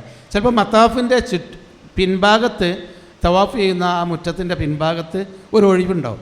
ആ ഒഴിവിൽ പോയി നിന്നിട്ട് 2 റക്അത്ത് നമസ്കരിക്കുക. വത്തഖിദൂ മിൻ മഖാമി ഇബ്രാഹിം മുസല്ല.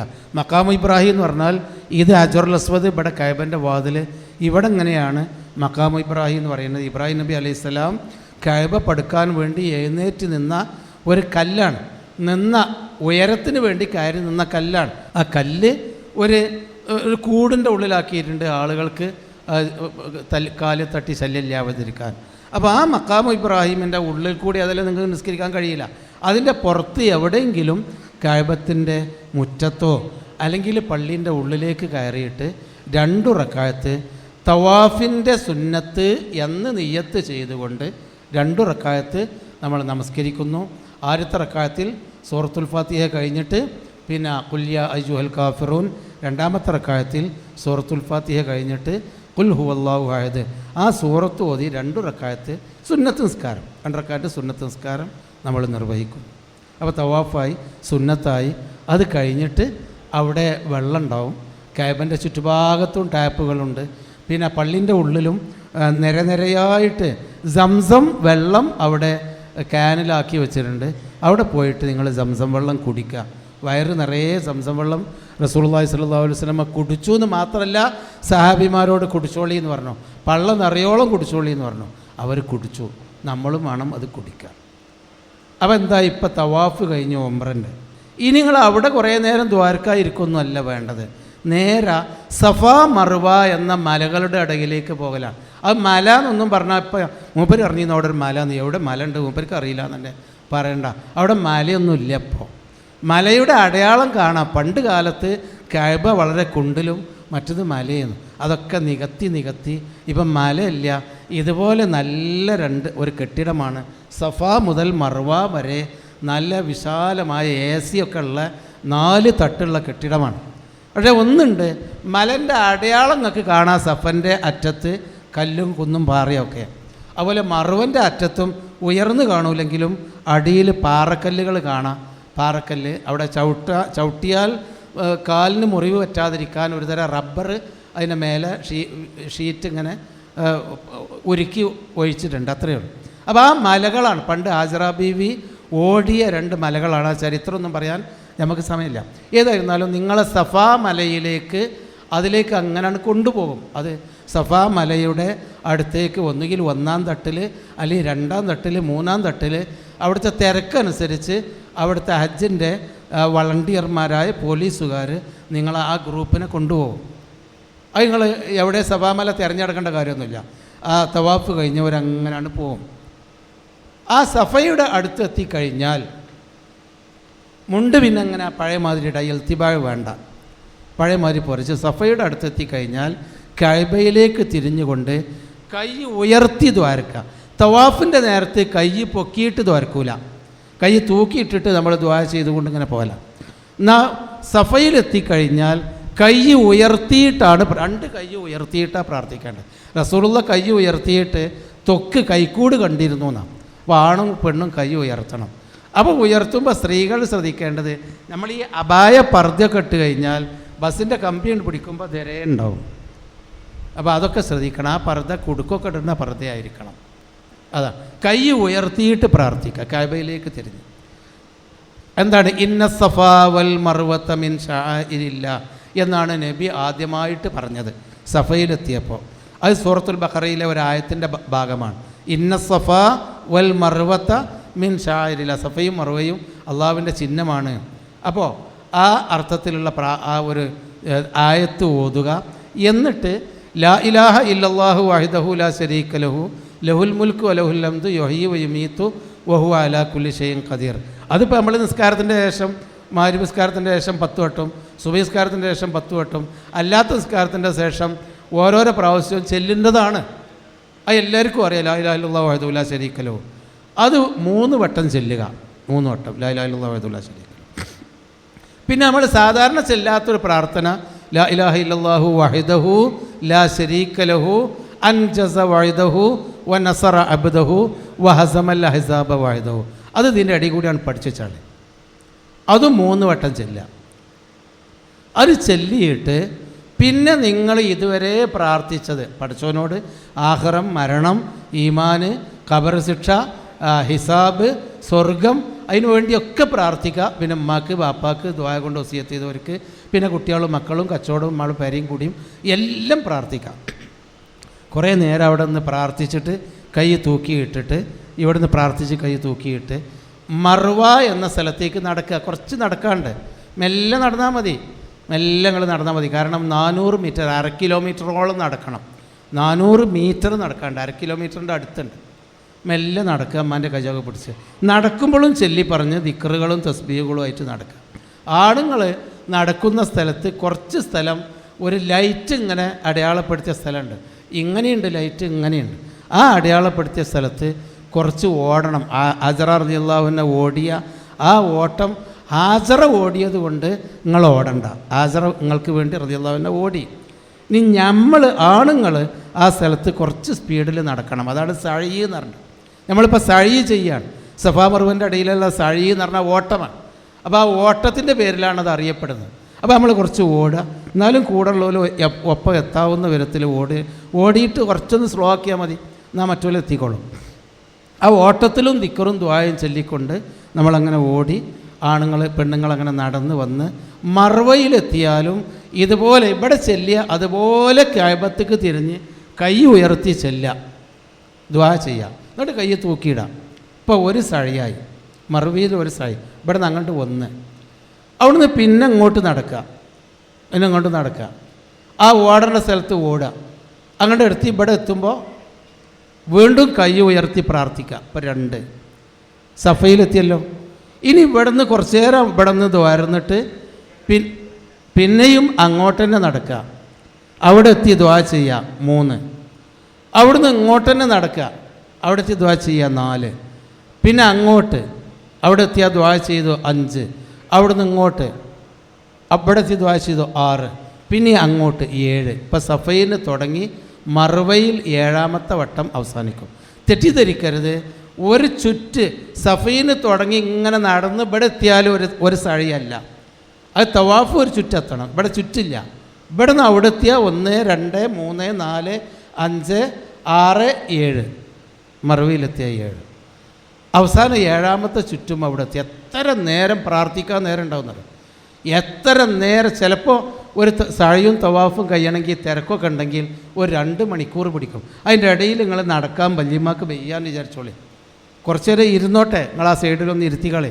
സംസം വെള്ളം ഉണ്ടായി കുടിച്ച് തലയിൽ കൂടിയൊക്കെ ഒന്ന് പാർന്ന് തണുപ്പിച്ച് ഇരുത്തിക്കൊള്ളി. എന്നിട്ട് പിന്നെ നിങ്ങൾ നടത്തിക്കോളി. എന്നിട്ട് അങ്ങനെ പതുക്കെ ആയാലും മതി. 2-3 മണിക്കൂറൊക്കെ കൊണ്ട് അവസാനിപ്പിച്ചാൽ മതി. അത്രയും ദുആ ചെയ്യാനും ദിക്ർ ചെല്ലാനും സമയം കിട്ടുമല്ലോ. പതുക്കെ ചെയ്യാം, തിരക്കൂട്ടണ്ട. പതുക്കെ ചെയ്ത് മർവയിൽ ഇത് അവസാനിച്ചോടുകൂടി നിങ്ങൾ തവാഫ് കഴിഞ്ഞു, 2 റക്അത്ത് നമസ്കരിച്ചു, സംസം വെള്ളം കുടിച്ചു, സഴി ചെയ്തു, 7 പ്രാവശ്യം സഴി ചെയ്തു. ഇതിൻ്റെ ഇടയിൽ, തവാഫിൻ്റെ സഴീൻ്റെ ഇടയിൽ നിസ്കാരത്തിൻ്റെ സമയമായാൽ, തവാഫിൻ്റെ സമയത്താണ് നിസ്കാരത്തിൻ്റെ സമയമായ അവിടെ നിർത്തും.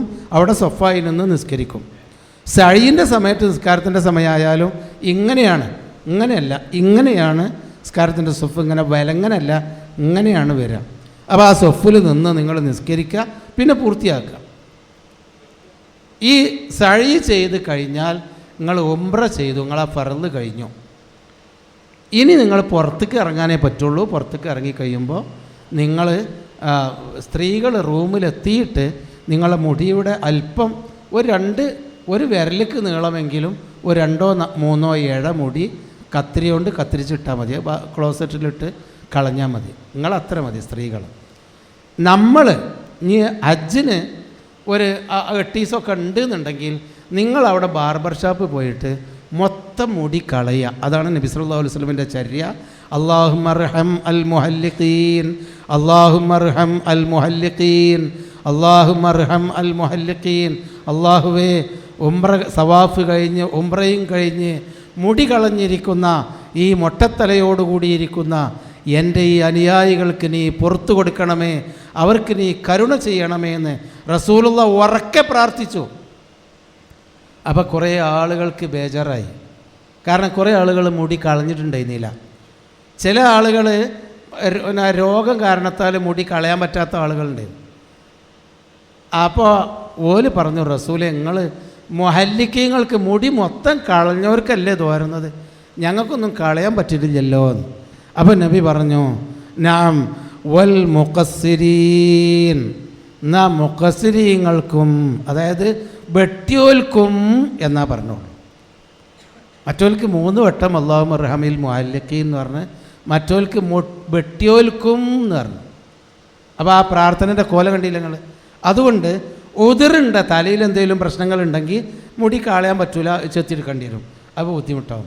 അങ്ങനെയാണ് നിങ്ങൾ വെട്ടി. അതല്ലെങ്കിൽ ഈ മുടിയാണ് പോയാൽ ഒരു ഗുമ്മുണ്ടാവില്ല. സെൽഫിയൊക്കെ അങ്ങനെ കാണുമ്പോൾ ഒരു മൊട്ടത്തലൊരു മോശമാണ്. പെരീക്ക് അയച്ചു കൊടുക്കാനുള്ളതല്ലേ. അപ്പോൾ ഈ സെൽഫി മൊട്ടത്തലൊരു മോശമാണ്. പിന്നെ ആൾക്കാരുടെ ഇടയിൽ ഒരു മോശമല്ലേ ഒരു മൊട്ടത്തല. അതുകൊണ്ട് ഞാൻ മുടി വെട്ടുകയാണ് എന്ന് പറഞ്ഞിട്ട് വെട്ടിയാൽ എന്നാൽ നിങ്ങൾക്കും എന്നേ ഉള്ളൂ. റസൂലിൻ്റെ പ്രാർത്ഥന കിട്ടൂല. ഇത് നിങ്ങളവിടെ ബാർബർ ഷാപ്പിലോ അവിടെ പോയിട്ട് നിങ്ങൾ ചെയ്താൽ ഒറ്റയ്ക്ക് ചെയ്യാൻ പറ്റും, നിങ്ങൾ ചെയ്തോളൂ. അതിന് പരിചയമുള്ളവർക്കൊന്നും കുഴപ്പമില്ല. അതല്ല, ബാർബർ ഷാപ്പ് പോയിട്ട് ചെയ്യുകയാണെങ്കിൽ നല്ല എവിടെ നിന്നാലും ഉള്ള നിങ്ങളുടെ ഇഷ്ടത്തിന് നിങ്ങൾ ചെയ്താൽ മതി. അവിടെയൊക്കെ അതിനുള്ള സൗകര്യങ്ങളുണ്ട്. ഇതോടുകൂടി ഉംറ കഴിഞ്ഞു. ഇനി ദുൽഹജ്ജ് 8 വരെ എല്ലാ നേരവും ഹറമിൽ ജമാഅത്തിൽ പങ്കെടുക്കാനും പരമാവധി ഹറമിൽ കഴിച്ചു കൂട്ടാം. റൂമിലിരുന്ന് മറ്റവനെ ഞാനാണ്ട് തള്ളി ആ തുർക്കി ഇങ്ങനെ 120 കിലോ ഉള്ള ഒരു തുർക്കി വന്നപ്പോൾ ഞാൻ എൻ്റെ മുട്ടുകൊണ്ട് പോകാനാണ്ട് ഉന്തി എന്നൊന്നും പറഞ്ഞ് ബടായി പറഞ്ഞിരിക്കാതെ റൂമിൽ പരമാവധി ഭക്ഷണം കഴിക്കാനും കുളിക്കാനും ഒക്കെ റൂമിൽ, ബാക്കിയുള്ള സമയം ഹറമിൽ കിടന്ന് നിങ്ങൾ ഉറങ്ങിക്കോളി, കുഴപ്പമില്ല. ഹറമിൽ പോയി ഇരുന്നിട്ട് ഉറക്കം വരണ്ടേ, റൂമിൽ പോയി ഉറങ്ങണ്ട. ഹറമിൽ ഉറങ്ങിയാലും കുഴപ്പമൊന്നുമില്ല, പോയി ഒന്നെടുത്ത് വന്നാൽ മതി. പിന്നെ ദുൽഹജ്ജ് 8 വരെ പരമാവധി ഹറമിൽ. അസീസിയിലൊക്കെ ഉള്ളവർ രാവിലെ കണ്ട് ഭക്ഷണം കഴിച്ച് കണ്ട് വരിക, എന്നിട്ട് ഹറമിലിരിക്കുക. ലൂറിക്കരിച്ച് കഴിഞ്ഞാൽ പുറത്തിറങ്ങിയിട്ട് എന്തെങ്കിലും ഒരു ബ്രെഡോ മറ്റോ ഒക്കെ തിന്നാൽ മതി. പിന്നെ അസർ കരിച്ച് നിങ്ങൾ റൂമിൽ പോയി നല്ലൊരു ഭക്ഷണം കഴിച്ച് പോന്നാൽ പിന്നെ ഇസ കഴിഞ്ഞ് പോയാൽ മതിയല്ലോ. അങ്ങനെ ഒന്ന് അഡ്ജസ്റ്റ് ചെയ്യുക. പരമാവധി ഹറമിലെത്തിയിട്ട് അള്ളാഹിൻ്റെ ഈ വീട്ടിക്ക് ദുന്യാവെന്ന് വിളിച്ച നമ്മളെ മരിച്ചാൽ അള്ളാഹുവിൻ്റെ സ്വർഗത്തിലേക്കും വിളിക്കാനുള്ള ആ ഒരു ശുദ്ധി നമുക്കുണ്ടാവണം. അള്ളാഹു നമുക്കെല്ലാം അങ്ങനെയുള്ളൊരു ഉംറ ചെയ്ത് തിരിച്ചു വരാൻ തൗഫീക്ക് നൽകട്ടെ. നമ്മുടെ തെറ്റുകുറ്റങ്ങളൊക്കെ അള്ളാഹു വിട്ടുപുറത്ത് മാപ്പാക്കി തരട്ടെ. ആരോഗ്യവും ആയുസ്സും അറിവും നമുക്ക് അള്ളാഹു തആല ഉംറ ചെയ്യാനുണ്ടാവട്ടെ.